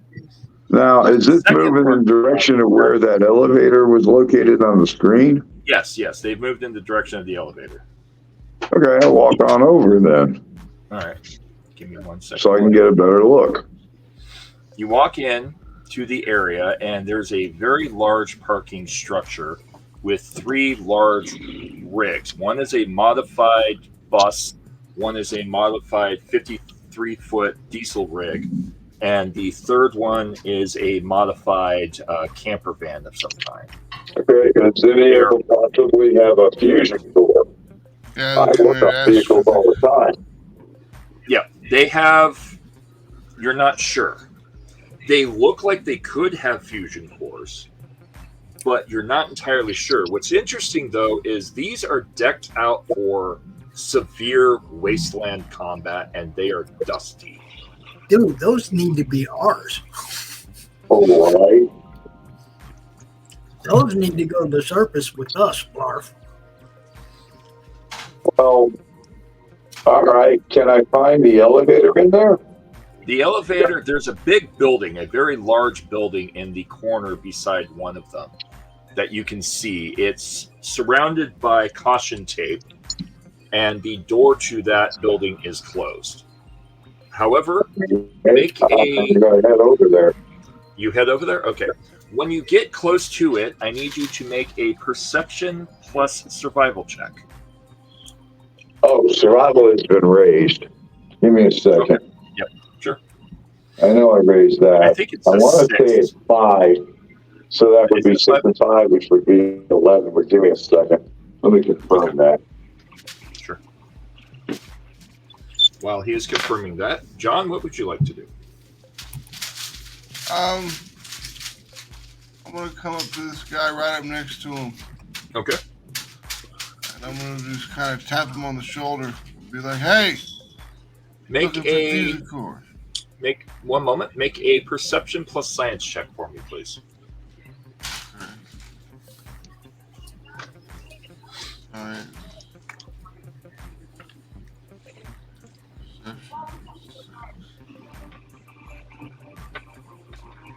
I don't have I don't have a way to confirm it, but I know I raised that, and I was pretty sure I raised it to 5. It was like a 5 or a 6, so we'll just call it a 5. Well, no, it wasn't 6 because I didn't max it out, because 6 is the max on skills. Yeah. I got a 1 and a 19. So I'm gonna go with 11 because. All right. Make a roll for me on that while I deal with John. John. Again, you have to roll for me. Sure. Yeah, I forgot. I'll roll for you in just 1 month. John? That's fine. You got roughly 2 successes because you got a 9. Looking at this person isn't a person. There's some kind of an android. You're not really familiar with what kind of an android. This person is synthetic of some kind. You've seen some of these around the science fiction floor, but they're really rare. Most of the robots that you've seen in the science fiction floor were just people pretending to be robots. This one is distinctly some kind of a robot. But it's very humanoid, and from a distance, it looks like a real person until you get close and notice their skin is very, like, kind of oily, or like there's a sheen to it, and it's very clearly synthetic. And it just ignores you. It just keeps fixing the vehicle. What part is it working on? Right now, it's working on the radiator. Okay. And trying to apparently repair holes in the radiator. Bullet holes? Bullet holes. Okay. So someone had to have driven these things in here. And then I want to look at his equipment, see if there's any fusion cores in his stockpile of stuff. The machine, make a perception plus science or perception plus repair check while I do Blarf's check. Blarf, how many dice are you rolling? This is kind of important. I'm going to go ahead and blow 2, so that's 3 points. Okay, 3 points. All right. Ooh, you got 3 successes. Listening to the elevator, there is a very mild electrical hum, like it's got a small amount of power, but it's on standby. But there is something very large moving inside of the elevator. Oh, really? Is there a way I can look in? No. But this building, if this building is the elevator, is 45 feet wide by 60, maybe 75 feet long.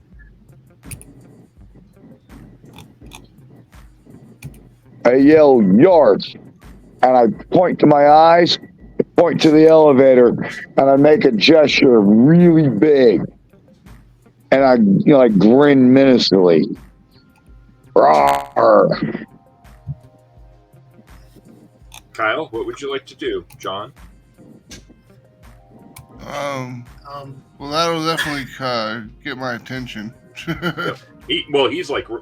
He's about 5 meters from you. Exactly, that's what I'm saying. It'll definitely get my attention. Yep. So, I'll look in the direction of what he's looking at. He's looking at the freight elevator, or what you can assume is the freight elevator based on the map. Yeah. All The right. way Like, out. oh, open it up.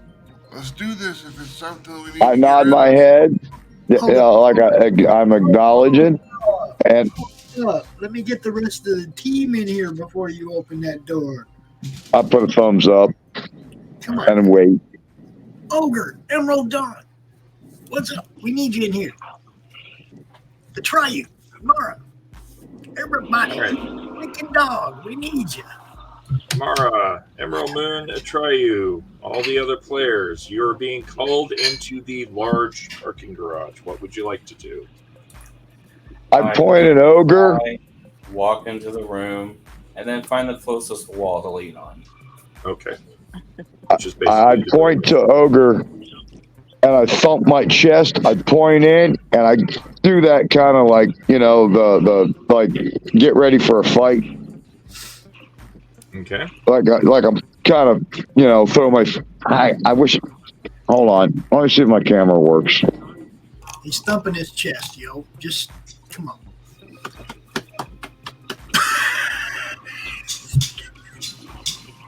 Can you see? Can you see me? I can kind of see you. Yeah. You see this motion? I Yeah. do this. I point. I literally point at him, and I go like this, and I point at the elevator. All right. Okay. The music changed. All right. Uh-oh, boss fight. Smooth jazz. Right. Suspense music. Suspense music. Yeah. All right. So. Let's do What would you like this. to do? Everybody ready? Where does everyone Born wish ready. Where do you wish to Well, position I'm not. yourselves? That's what I'll I'm put wanting to myself know. Is behind everybody ready? If I see that everybody's ready, I'm opening those doors. And me and Ogre are first in. Because that's why I was pointing at him, telling him to get ready. Take Because we're the position two on this biggest corner. motherfuckers here. Yeah, I'm gonna take position on this corner. I All pull right. out my lightsaber and now hold just up. wait patiently. I have to arm myself. I have to figure out Hold which on. weapon I'm That volume. I can't hear. The music is way too loud. I can't hear Let nobody. me. The hell? Damn, here, I let's want go some with- boss music so bad right now. I'll put on the rock music. What should give us? Oh, okay. Is that rock? I don't even hear it, dude. I don't know. I hear it, but someone's playing it and it's way louder. I don't hear nothing. Just turn it off. We don't need music. All right, I'll live. Hold on, I can put my own on. Damn it! I hear somebody playing the Madness track, but it's not. It might coming be the from Madness my studio. track, but I'm not playing it. I turned it off. Yeah, it's not coming out of my studio. I don't know what. Yeah, I don't know why it's weird. playing. Damn, I wish I had my dice. Oh, I see what's going on. What the hell? Yeah, never mind. Fuck that. I know what's causing that. That's fucking obnoxious. So this whole time I've had the Wikipedia for Fallout up so I could reference it for the drinks. No audio, right? Now it starts playing audio out of the fucking blue. That's Let's weird. try the rock music. Yeah, right? If I can get to play. There we go. Alright. Is it playing? Now I hear two different Yep, tracks. I hear it. All right, I'm going to bring it down just a little bit because I don't hear shit. But all right. I hope the people at home hear it because I don't hear a damn thing. All right. Everyone get into position. Where would you like to position yourselves? Oh, I'm definitely on the switch and right at the door. Ryu is at the corner. Emerald Moon, I think, is asleep. So Emerald Moon I'll position her next to Mara Jade. Oh, you are? Okay. Yeah. All right. Everyone is positioned around this big door. I am pulling my 45 modified pistol out. All right. Right there. Modified pistol, 45. That's what I will be using. All right. Are you ready? I am ready. Yep. All right. You're going to force the door open? I'm going to hit the switch. Okay. Everyone gets ready. They're all prepared. Blarf, hit the switch. Boom. You hit the switch, and nothing happens. Nothing happens. I knew you were going to say that. You're telegraphing your moves now. All right. That annoyed me. I'm going to grab the doors lift like a normal They swing freight out. elevator. They swing out towards the, basically towards where Ogre is standing. I grab a hold of Ogre and I slide him out of the way a bit. I point at the door. I grab a hold of it, point at him, and nod my head.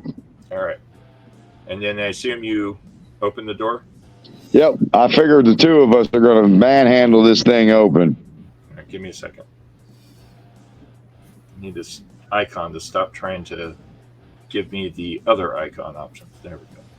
And I'm going to assume that it would be repair and strength because I'm trying to force it open.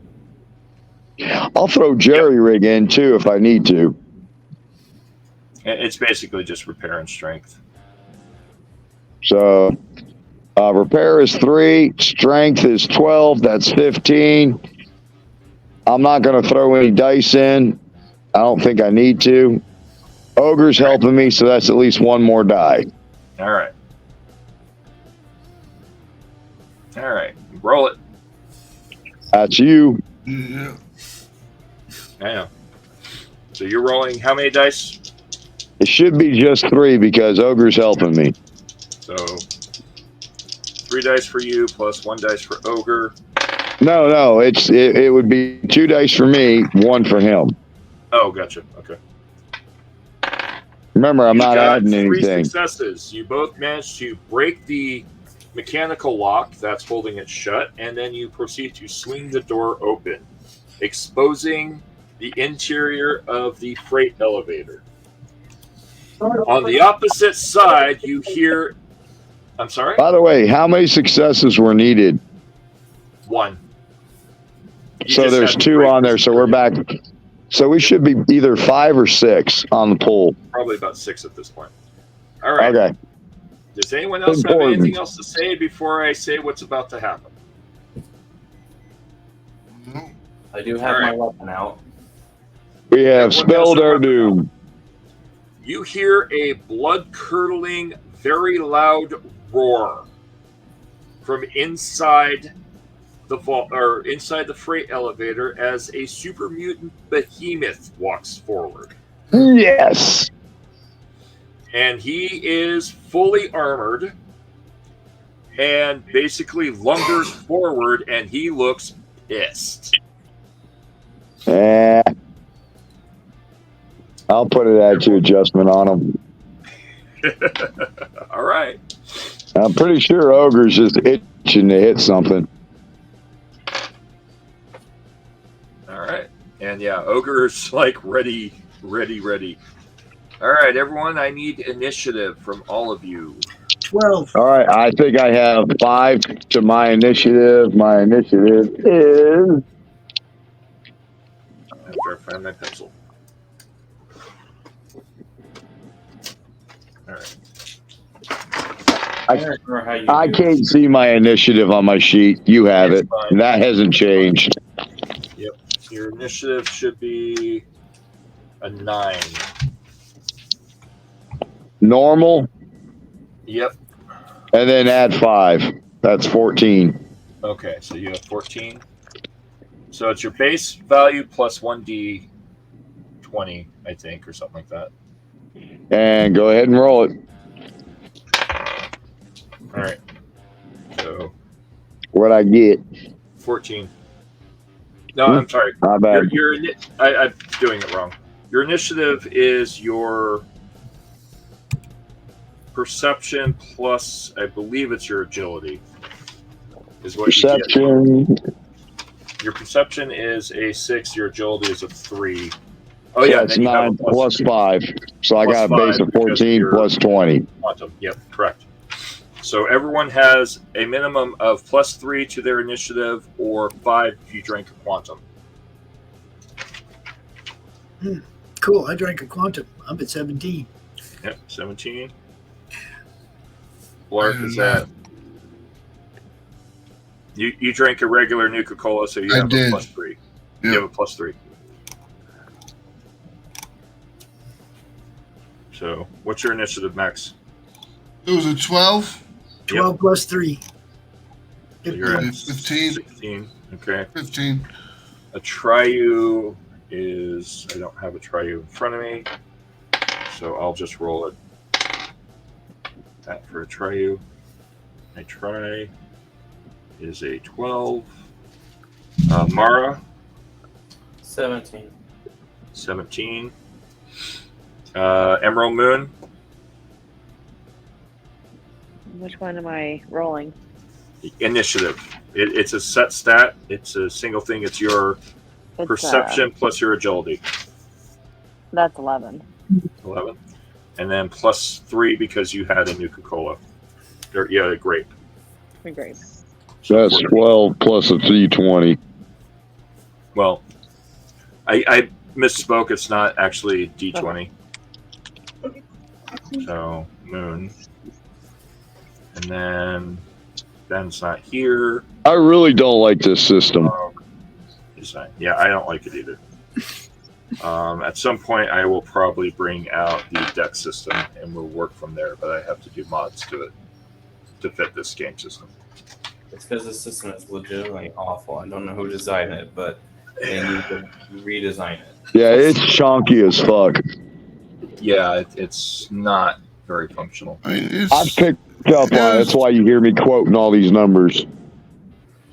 It was a good idea, but Yeah. in execution, this hasn't been. It needs a lot more play testing and tweaking. Yeah, and it needs more information because we don't have fall damage. We don't. Yeah. And yeah, fall damage is not well done. Neither is some of the weapons. Like they don't have archaic weapons, which makes no goddamn sense in a post-apocalyptic world. Behemoth. There we are. So the behemoth. Fucking behemoth. SMB. Or we're going to call him BMG. Big motherfucking guy. Right. BMG. Still BMF. Big motherfucker. Big motherfucking guy. Whoa, he's got some interesting specs. Yeah. Damn. The sad part about me is I'm not really built for combat. Yeah. But yeah. Oh shit. All right. I could pull out my pipe wrench. You could. Which I probably will. Eventually. Not in the initial because I need to use my hands. Oh, this is going to get really fucking interesting. Well, there's Ogre and me right on the front line. Oh, yeah, I know what I want to do. I'm hoping Ogre. I really wish Ogre was actually here. Yeah, I want him here. He had a thing with his family tonight, so he's unable to attend. I get it.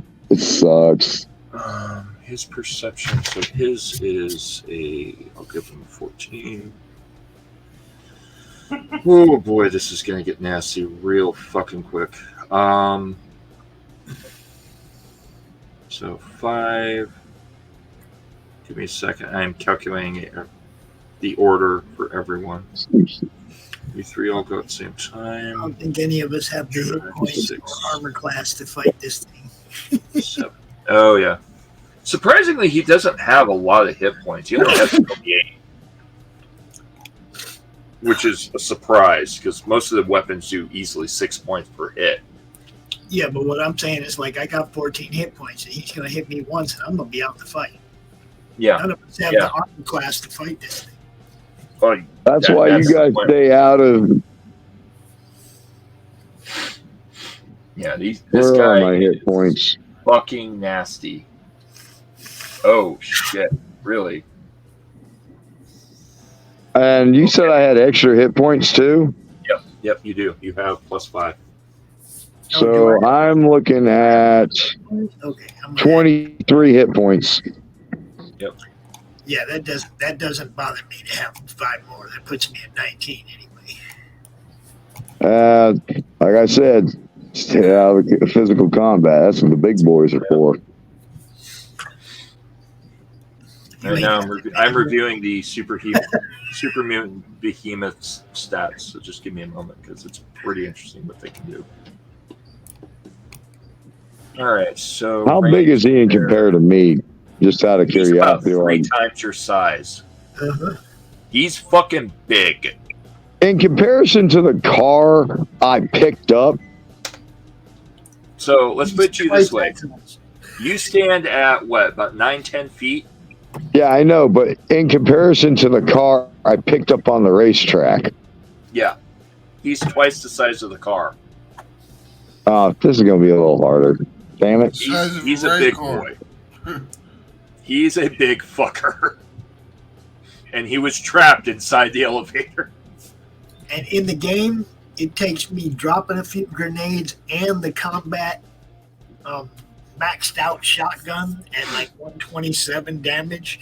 The combat shotgun that just bam, bam, bam, bam, bam, and I had to shoot him 20 freaking times. Yeah, they are not fucking nice. Well, that's weird. Why does it say he has that, but then he has fucking game? So, you ready for this? This is what's slowing me down. Oh, never mind. I see. It's the way they organize it. That's fucking obnoxious. So the stats for the super mutant, right, carry over into the stats for the super mutant behemoth. And then the stats for the weapons are on the back sheet next to the broom. Bit annoying. All right, so fire hydrant, boulder throw, missile launcher. All right. All right. Starting at the bottom of the order, the dog barks. The Triu readies her bow and shoots it.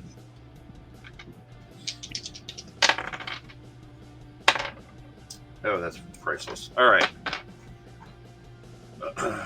Next is 14, Emerald Moon and Blarf and Ogre. Blarf has like a 20-something, doesn't he? Nope. Yeah. Blarf's at a 14. How could I roll 14 when my base was 14 plus one die roll, which is the worst thing? I misspoke. It was your the initiative is perception plus ability plus the bonus of the Nuka-Cola. Oh, okay. So my base. All right, get it. There was no roll. Yeah, I misspoke. I'm used to other games where you roll, and I thought there was a roll. All right. It threw me off because I had to check it. I'm like, oh wait, no, there is no roll. It's just a flat number. That's strange. Okay. So the only bonus you have is the Nuka-Cola, which gives you the 14. All right. All right. Blarf, Moon, and Ogre. What are you doing? I am going to literally plow my ass through his fucking leg to take him to the ground. All right. You're going to need a strength check. That's 12. Okay. And I imagine unarmed. Unarmed. Yep. Which should be 3. All right. I don't think I changed that. No, I didn't. So let me double check. My sheet should still be the same as it was before. Yeah, it is. As far as I can see. All right. So you're going to roll. Yeah, for that? so it's 3. All right. Go ahead and roll. All right. How many dice? 3? It's based. Yeah, I'm going to go with 3. I'm going to spend 1 point. All right. And what was your base? My base is 3 plus 12, which is 15. Okay. So I'll tell you what happens in a minute. You got 3 successes, but I'll explain in a second. There's a sequence here. I do initiative differently than the game does because most games don't do initiative right. Now, I don't know if I needed 1, but if I just needed 2, if I needed 2 successes, we at least have a pool of 6 still. Okay. All right, I try you. It's a 1. You have a 3. All right, Moon, what are you doing? I'm gonna wait to see if he takes him down because I don't want to shoot him too. Okay, delayed action. So I'm going to describe what I'm doing. I'm literally going into the leg and through, so he ends up face down, and I'm behind him. Gotcha. So you're going to basically try to trip him. Yeah. All right. So you're plowing towards him. Ogre tries to go for the other leg, matching. Hey, bigger they are, the harder they fall. Double tackle.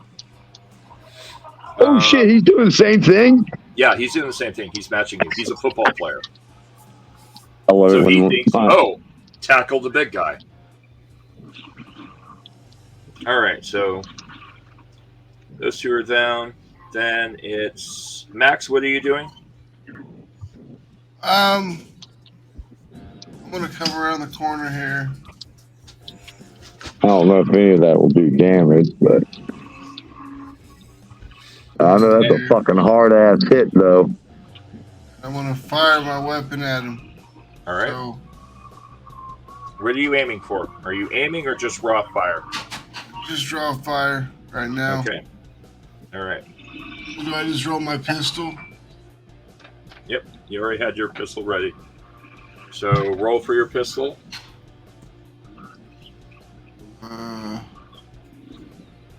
It's not letting me roll. It just That's the fine. button clicks, but it doesn't do anything. Hold You on. want me to roll for you? What do I gotta roll?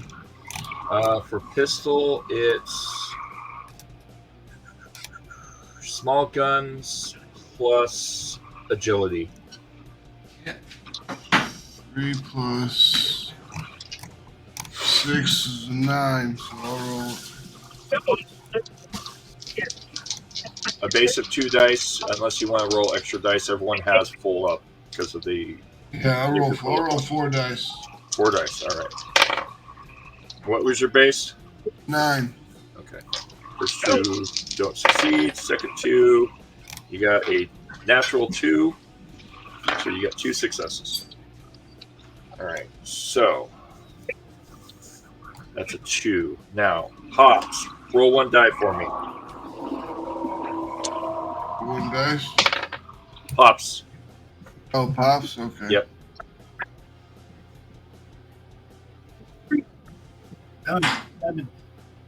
What was it? 7? Okay, good. You beat him. You and he are tied on the stat because he's a 17. So you got a 7. So you get to see what he does and then react to him. He watches all of you and then tries to dodge. I don't think he's going to, but he tries to dodge the 2 of you charging him. Because he has a 17 initiative. All right, so his difficulty is going to be a 4. So it's going to be athletics, which is a 5, plus a unarmed 2, 7. Oh, well. You may succeed because his stats suck.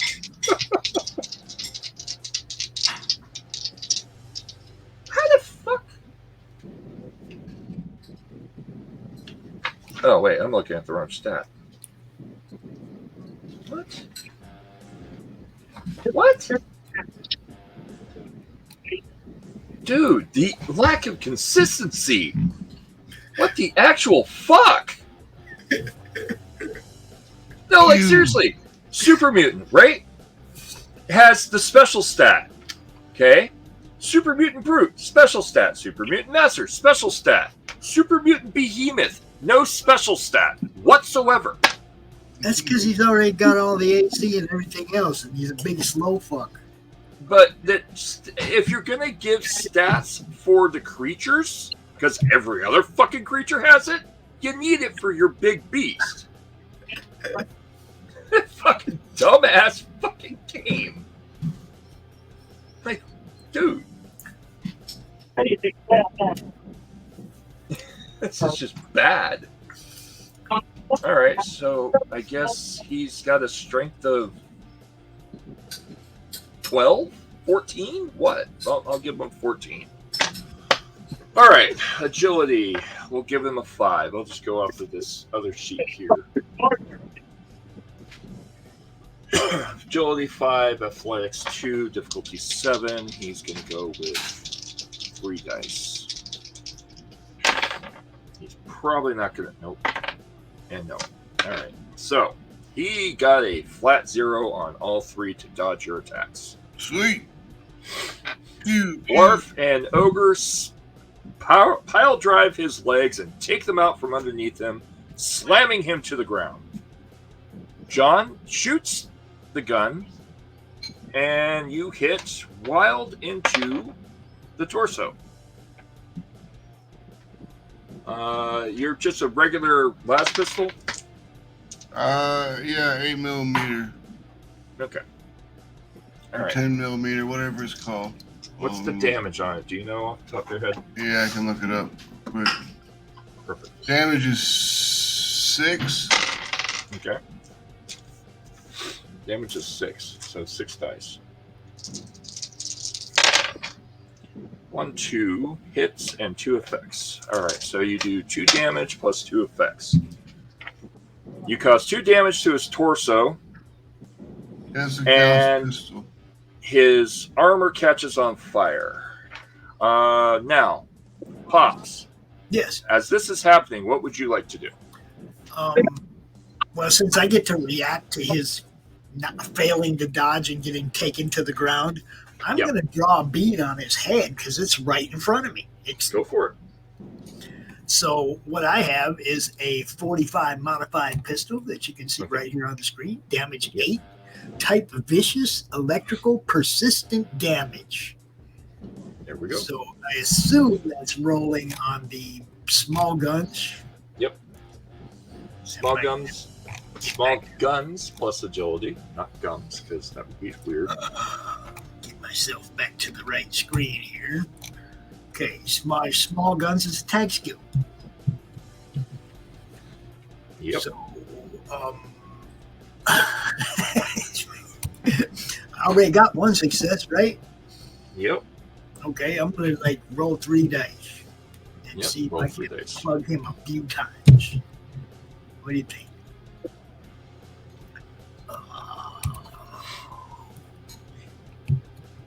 2 successes out of 3. 2 successes. Good hit. And he can't defend because he failed all his, so 2 successes. And what's the damage on that weapon? The damage is 8, but it's also got the vicious. Yep. It's like the vicious and persistent. So 8 dice damage plus 2. So 4 direct damage plus 3 effects. All right, so his head just basically bursts into a fireball and electrical charge. He takes about 9 points of damage straight to the head, screaming in mortal pain. Yes. Just as you do that, an arrow flies over your head and bounces off of his head. Doesn't actually hit him. It just kind of skims and bounces off and hits the wall. A try you missed. Oh, I do love my new 45, baby. Bam, bam. All right. Next round. Now wait, we had 1 natural success and then 2 roll successes. Correct. Okay, just so I just want to make sure that All right. So fill the pool back up or whatever. The behemoth screams in severe anger over what just happened. How dare you? Okay.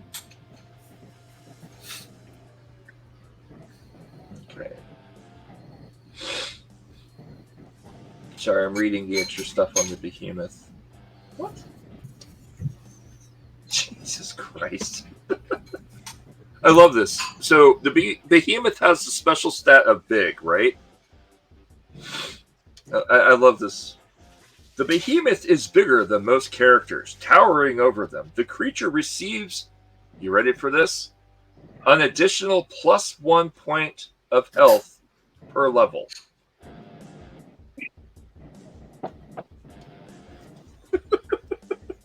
So at matching character levels, because all of you are roughly 4 or 5, right? It gets +5 to its 48 health.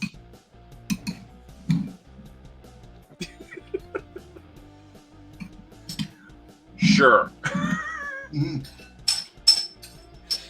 But its defense decreases by 1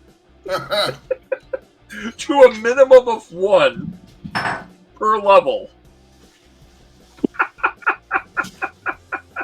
Are you fucking kidding me? This is just... Who wrote this?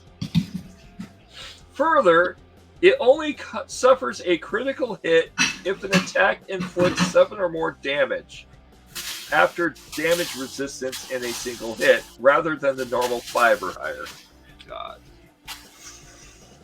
God. Someone doesn't understand stat balancing. All right. Yeah. Next round. This is special. Oh, man. Play test your games, folks. Play test them. Play test them often. Play test them 100 times before you release it to print. So I think that's our boy Ogre right there, isn't it? Who sliced their traffic finger? I mean, their middle finger. Who's that? Right. Huh? Who's Cheshire Malkavian? Oh, that would be Ogre. Yeah, that's what I got. And he's like, he just opened his finger up, fixing his truck. Oh shit! I haven't seen it. It's yeah. On the screen. Oh yeah. Fuck, dude. And then he asked, "What happened? What happened is we're about to whoop this behemoth's ass." That's what. So, Ogre, you and Blarf just basically swept the legs in a body tackle against a super mutant behemoth and tackled the fucker to the ground. And right now, you guys are going square off against a super mutant behemoth that is blocking the exit elevator to the surface. Yep. And you guys are basically fighting pretty well because it's failing its rolls, which is kind of funny. All right, kick ass and chew bubble gum. Right. And we're all out of bubble gum. Exactly. All right. So next of the order. Is everyone in camera? Everyone's in camera. I don't think that's a 80s reference, though. I can't remember when Duke Nukem came out. That's not Duke Nukem. They Live. They Live, and it is really. Oh, that's definitely 80s. Yeah, I know. I saw it in theaters. I was 9. That's such a great movie. Fucking phenomenal movie. That has a lot of good memories for me. Anyhow. All right, so top of the order. We are back to Did Emerald Moon get a shot in on that? I never. No, she held her shot. Emerald Moon, would you like to take a shot before we finish the round? Seth. Yes. Yeah. Never got to act either. Oh, okay. Sorry. Oh yeah, you were at 17. God damn it. Okay, so hold on. I need to reorganize this so I can see the numbers properly. Mara and Moon, take your shots. I'm gonna organize numbers.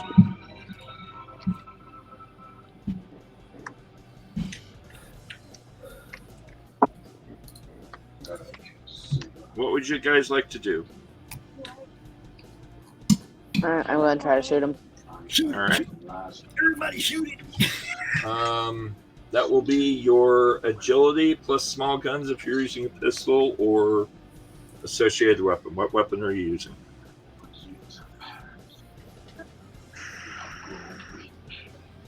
I have a 44 pistol. Okay, so small guns. So, let's do...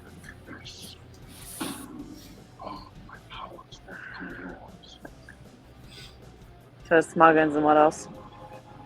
Small Agility. guns and agility. Small guns is agility.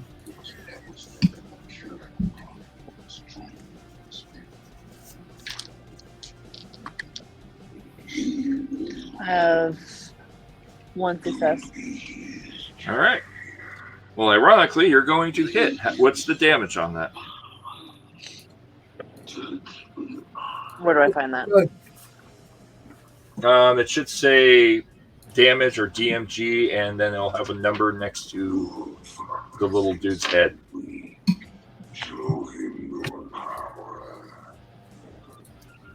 Ironically, whatever you're watching in the background kind of fits the vocal patterns Yeah. of this guy. What are we watching? Kazam. We're Kazam. watching. Good movie. Yeah, I'm not saying, I'm not Ooh. sure. I can barely Alright. read someone's handwriting.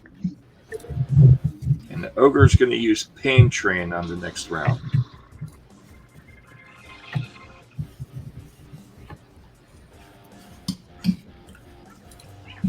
Ogre sent me a text message what his character's going to do. All right, so Nice. Alright, well, we got to figure out how much damage, which weapon she's got, how much damage. Yep. All right. So I have a question, GM. Sure. Yes. How does movement work in this game? Movement is not really defined. That's So what the I- way movement works is they have these zones, and the zones change based on the environment. So you have close range movement, short range movement, medium range movement, and extreme range movement. And it's all based on the complexity of the environment. That makes no fucking sense, but sure. Yeah, exactly. So the way I like to do it is your agility plus athletics combined is how many meters you can move running per 3 seconds. I found it, Agility 6. plus athletics. Yep. You have a 6? Yeah. I will roll it. I can move 10 squares. Yep. 2, 3, 4, 5, 6, 7, 2, 8, 9. 2 hits. Or 2 effects, basically. I will tell you what that does in just a second. I'm trying to find the stats on your weapon. Alright. Now I'm going to get real fun. Okay.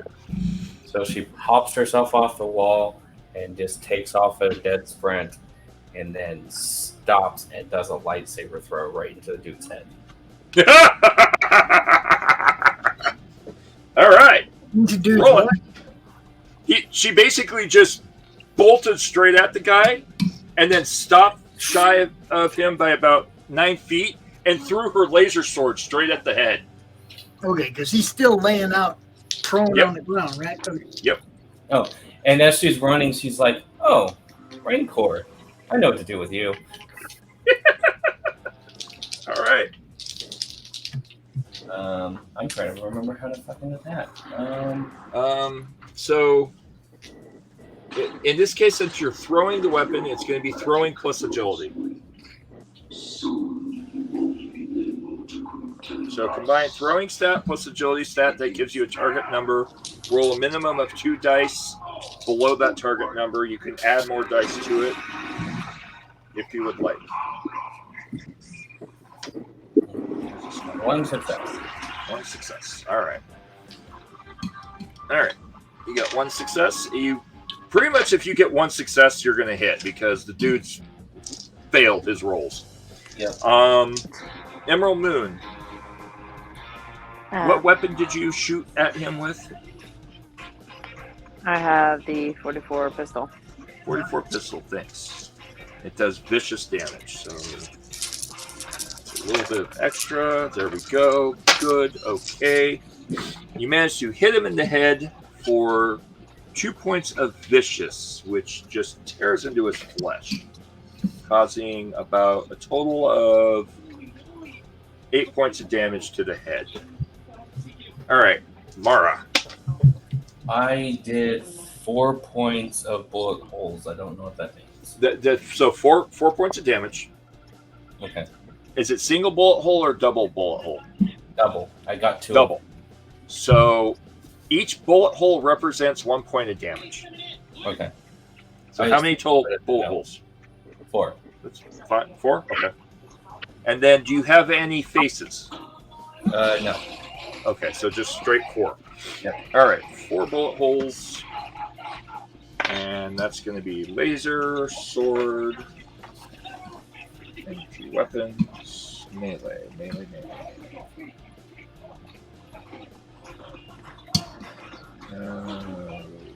This is all just regular. Melee. Ow, fuck my arm. All right, we'll go with that. Piercing, energy. Okay, good. All right. So the laser sword goes flying into his head and basically chops the head in half, clean through, passes into the body, and then something very strange and unusual happens. As you're all watching, the sword cuts the body in half, or cuts the head in half, and embeds itself. He screams in uncontrollable pain, and then the sword returns to her hand.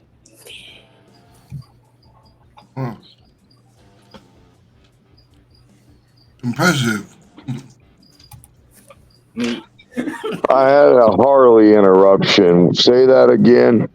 All right, so Mara Jade runs across the battlefield, charging up to the creature, and then flings her laser sword at the creature's head, cutting half its head off, at which point the blade tip embeds into the body. She then pauses, flicks her hand, and it returns back to her hand.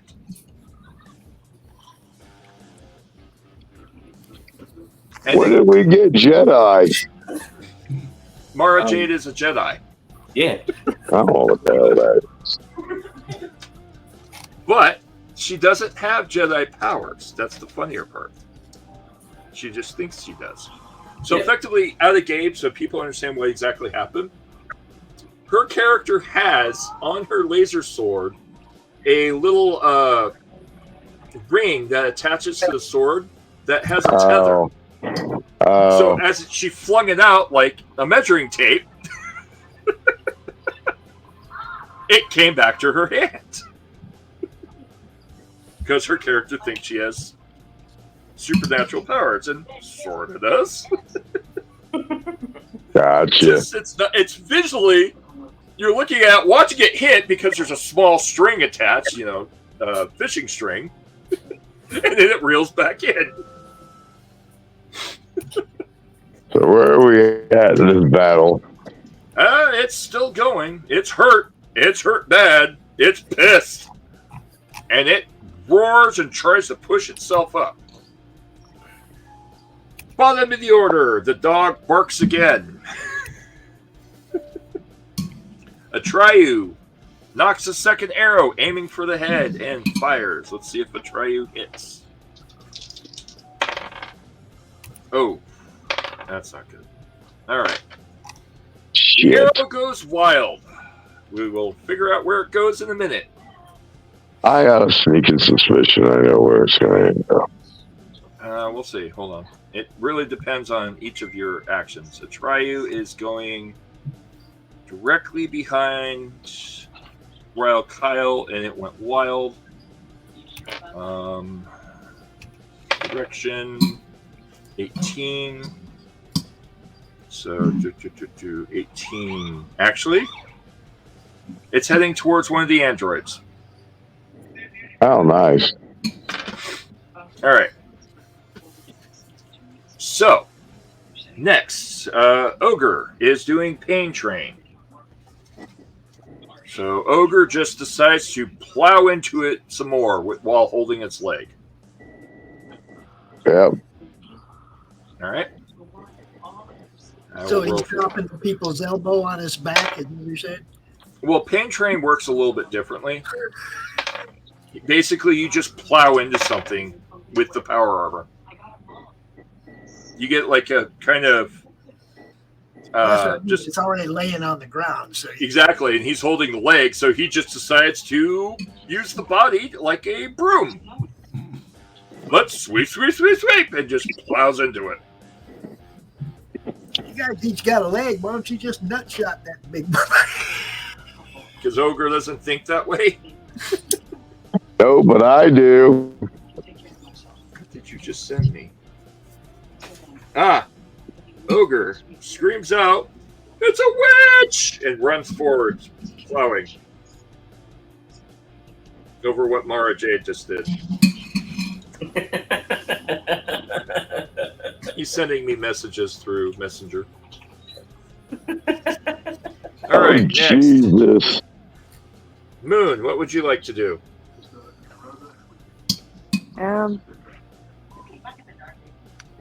Bang, bang. Come on.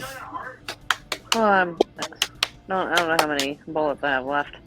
That's my issue. You have a full magazine. All right, well, let's shoot him again. All right. Roll it. Are you aiming or wild shot? Not aiming. All right. Where are you aiming for?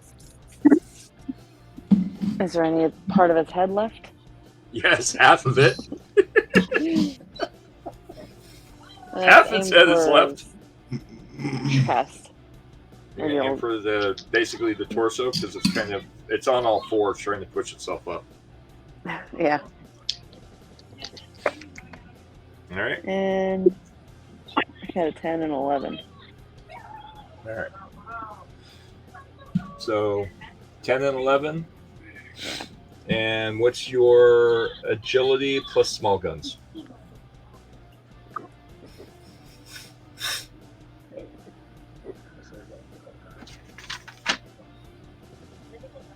Eight.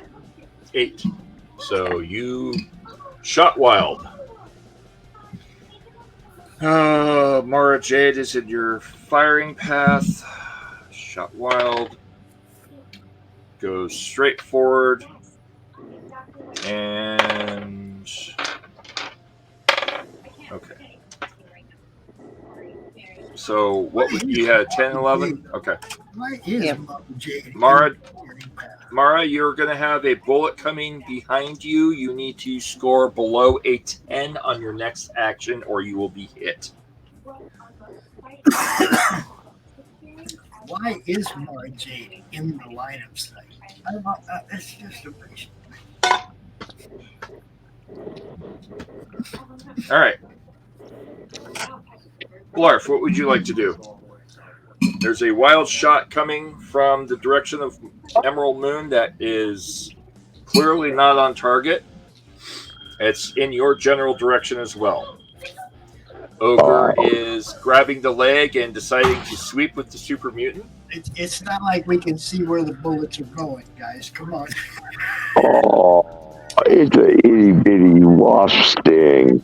Anyways, I'm gonna break that fucking leg while I plant my fucking foot in his goddamn balls. All right. Unarmed plus strength. Yep, that's gonna be a 15. All right, roll it. Yep, you go for it. Oh, fuck it. I'll throw 1 point in. 3 dice. 3 dice. All right, we're going to do 3 dice. Difficulty 15, 16, 5, and 10. 2 successes. So are you kicking or are you foot stomping? What are you doing? I'm foot stomping his balls while fucking torquing his leg so he can't get up.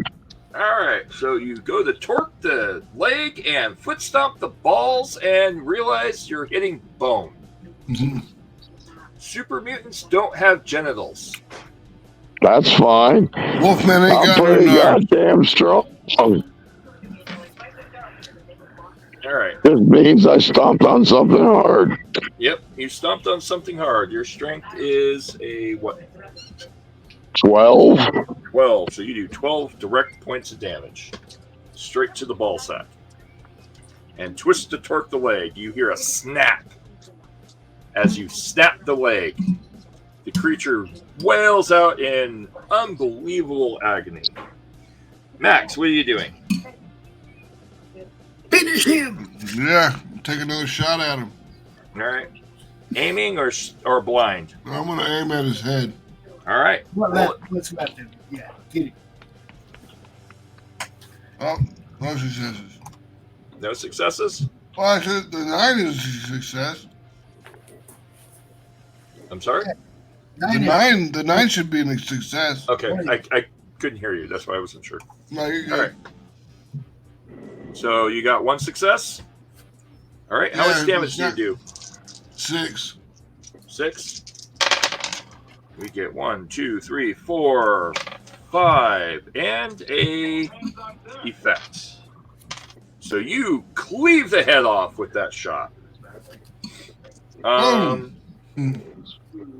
Mara, what are you doing?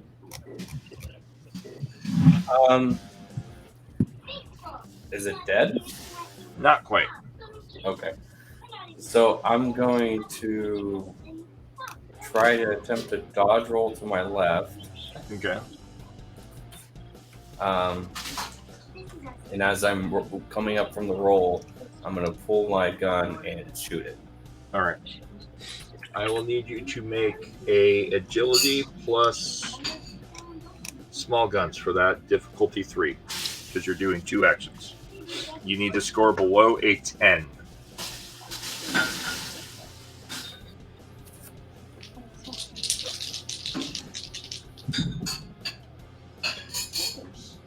And please don't roll a 20.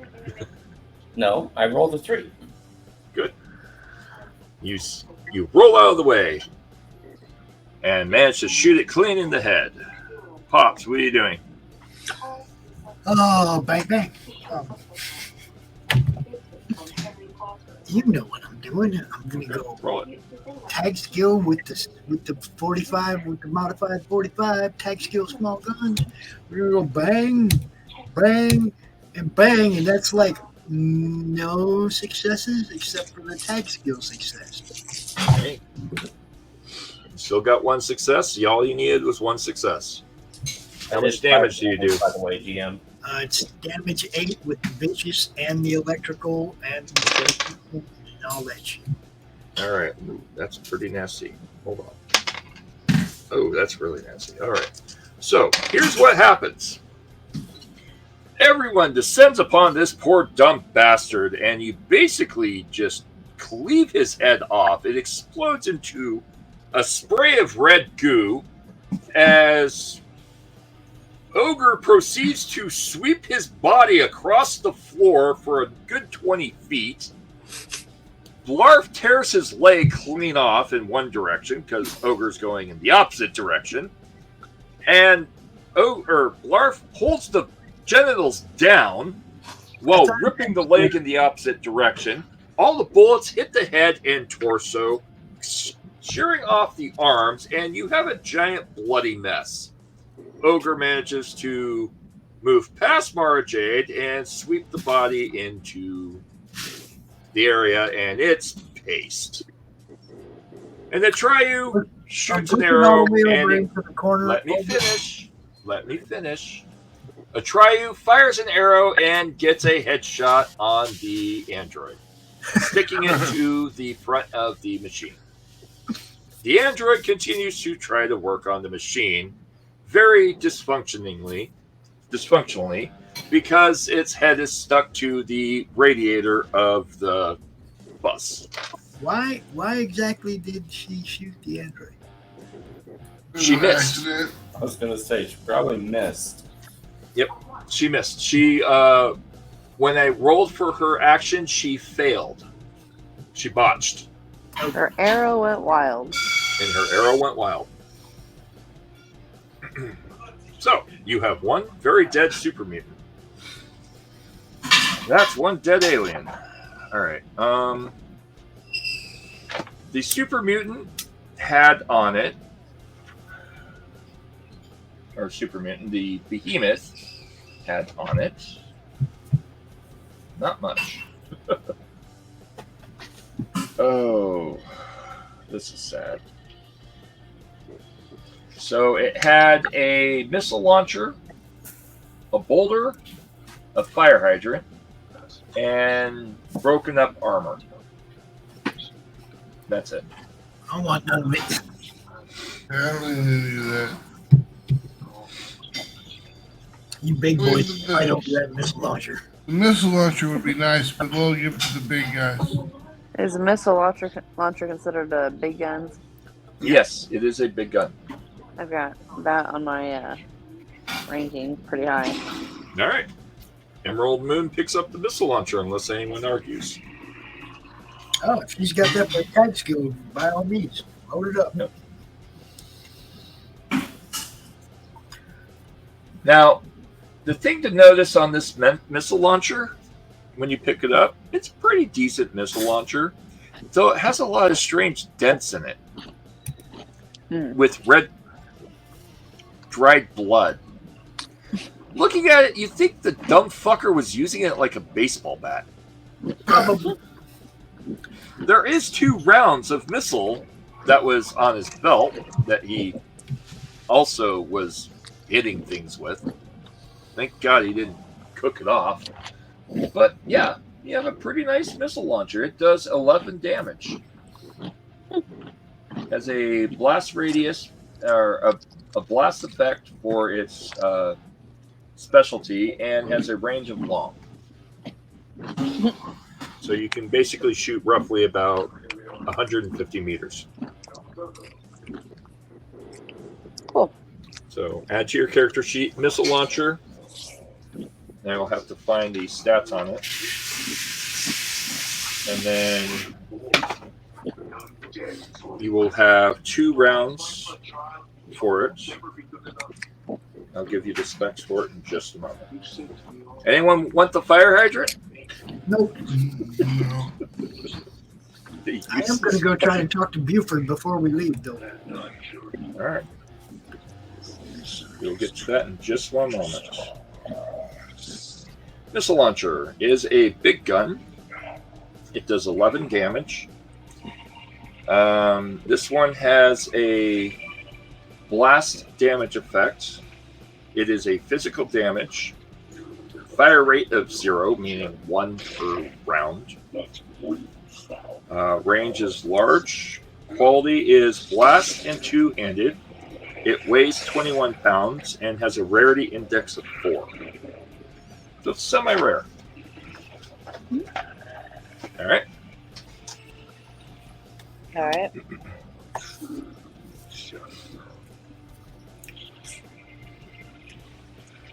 Blarf. Yo, Blarf. Blarf? Did we lose Blarf too? You may have lost Blarf.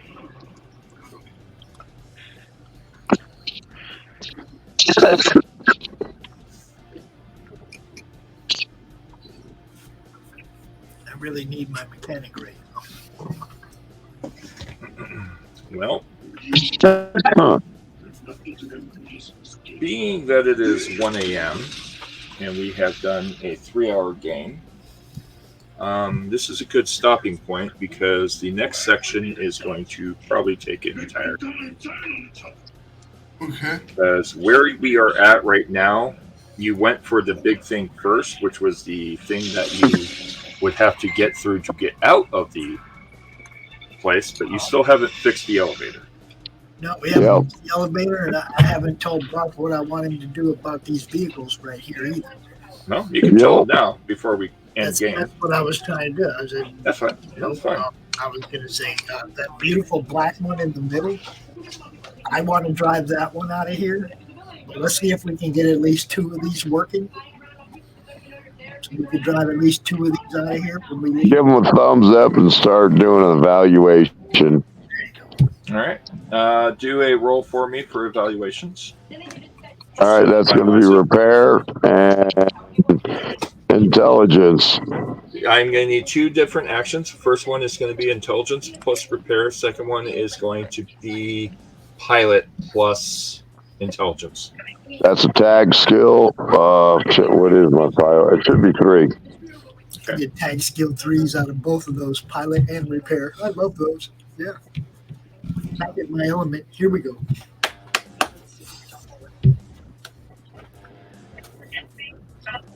All right.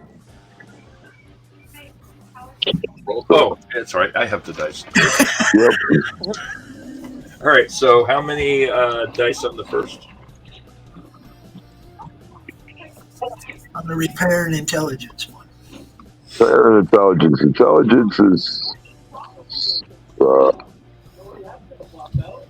that can't read so faded. So 6 plus 3 is 9. Yep. How many dice you gonna roll? That's the question. Shouldn't be too difficult for me, so I'm just going to say 2 dice. 2 dice. All right. And success. Oh, damn. Fuck yeah. 2 ones. Whoa. Oh. We're maxed out. All right. Next is going to be intelligence and pilot. Intelligence plus pilot, which is the same score. How many dice do you wish to roll? Now we're going to bump it up to 4. All right, 4 dice. 6 and 1, 20, and 15. So, all right. Going down the list of the vehicles, they are actually surprisingly in really good condition. The only problem with the first one that has the guy stuck to it, it was mostly fixed until the arrow went through the radiator into the distributor cap. Damn it. Yeah, that's so. However, what you have discovered on these vehicles is they actually don't use standard fuel. They use what's called waste fuel. Effectively, you have a boiler in a protected area on each of these vehicles, and you put in any kind of trash you want, and you burn the trash, and it takes the exhaust from the trash and converts it to fuel. 88 miles an hour. So you can basically, well, it's actually a World War II technology. You can research it. It's really fucking interesting. Instead of using gasoline, they would use the oils off of wood and other basic carbon materials and use that and condense it and superheat it, and the gas from it would create a cooled gas in the exhaust that would feed directly into the engine. Well, yeah, I seen Doc throwing banana peels into the DeLorean and traveling through time. So different technology. That's the movie. I'm talking about real technology. This actually exists. It's a apocalyptic style engine that you can actually modify any standard engine to burn what's called waste fuel. And all it is you have a boiler, a compressed boiler that has one source of fuel in it that you burn, and then you have a second boiler on top of it that's kind of like a pressure cooker, and it cooks the heated material and takes the exhaust of the fumes and the gases that release from the wood or whatever else you put in there, and that combusts, and then it cools into a sort of alcohol style fuel that goes straight to the engine. As long as that boiler is actively safe, and in these vehicles they're actually completely armored, you can actively just keep feeding the fire and it will power the car. Okay, so we found this out. Yep. So all 3 vehicles, aside from the one that's got an arrow in the distributor cap, is perfectly functional. The repairs that the androids were doing was just getting rid of bullet holes to fix the armor. They were basically just reinforcing the armor. Now, each of the vehicles also have weapons mounted to them. The bus that's currently kind of fucked up had a chain gun of some kind. Looks like maybe an auto gun that fires 50 caliber, double barrel 50 caliber. I'm sorry, single barrel 50 caliber with a rocket launcher mount attachment, whereas the RV has double barrel 50 caliber. No, where I would be sitting at. And then the diesel rig, which is more designed as a transport vehicle, has chains that hang from the back of it that are basically keep anything from being able to roll up behind the vehicle while it's moving, because they're flailing in the air. And then it has mostly just high armor. From the look of these vehicles, it's been about, you'd estimate probably a week, maybe 2 weeks since they've been used. And the vehicles were being used by somebody for transporting goods. They're going to be used by us for transporting goods here next. You watch. Now, as far as the bus that's got the messed up distributor cap, yes, I got the jury rig and the tank skill repair and 7 intelligence, and yeah, I'll take care of that. All right, we can do that on the beginning of the next game. Yeah, I'll take care of that. We'll get all 3 of them running. If we can't get the third one running, we're going to cannibalize it. We're going to put them other the gun and missile launcher on the cargo truck. I got this all figured out. I'm ready. I like stuff. I like stuff to play with. I like that. All right, so basically I'm just going to go in and I'm going to say, yo, Buford, unless you want to be stuck here forever, we're leaving. You might want to come with us. Buford doesn't respond for some strange reason. It just stands there. Is there any way to interface through my Pip-Boy with Buford? I do have the Overlord's Pip-Boy still. Yes, you do. Strangely, it's just currently in standby mode. All right, well, maybe it'll work once I get out of this stupid freaking space we're in. I don't know. Yep. All right, so that is. I really want to put a bullet in that computer where that head is flying before we leave, though. Okay. I'm just saying. I don't like that he took away my shit. I want to blow him up. Okay. All right. Well, the floating head. I'm just saying. I don't like the floating head. Is that all for everyone tonight? Does anyone else have any final actions before we close out the game? I'm good. Nope, I'm good. All right. Well, tonight's XP for everyone was 50 XP because there's still a lot left in this section. So you'll each get 50 XP for this game. Get 700. Good. All right. We will come back to this next Friday and go back to our regular schedule of every 2 weeks after next Friday. So what, you say we're doing it again next Friday? Yes, to go back to our regular schedule. This was just to replace last Friday because unfortunately I was not able to run the game because I was very drunk. Make sure you remind me to show up because I'm juggling. Hey, Seth. Yeah? Do me a favor. When we cut the air, I need to talk to you. Yep. I will, once we're done off the air, I can video chat you privately if it's a private conversation. Yep. Is it a Chakumi Blackwing related? Gotcha. Okay, then yeah. Mara Jade, you will probably need to be part of this conversation. Okay. Yes. All right. Well, I'll catch you guys later. Yep. Peace out. thank you for joining us. Thanks for running.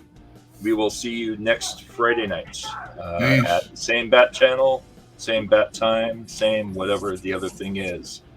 And as the wonderful prisoners always say, be seeing you.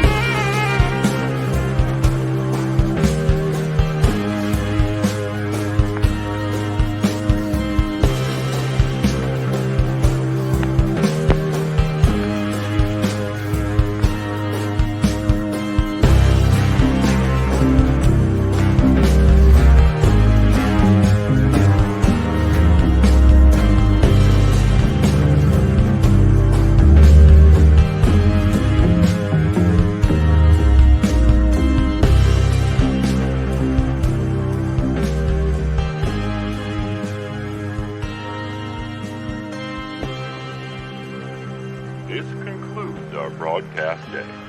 Good night, and God bless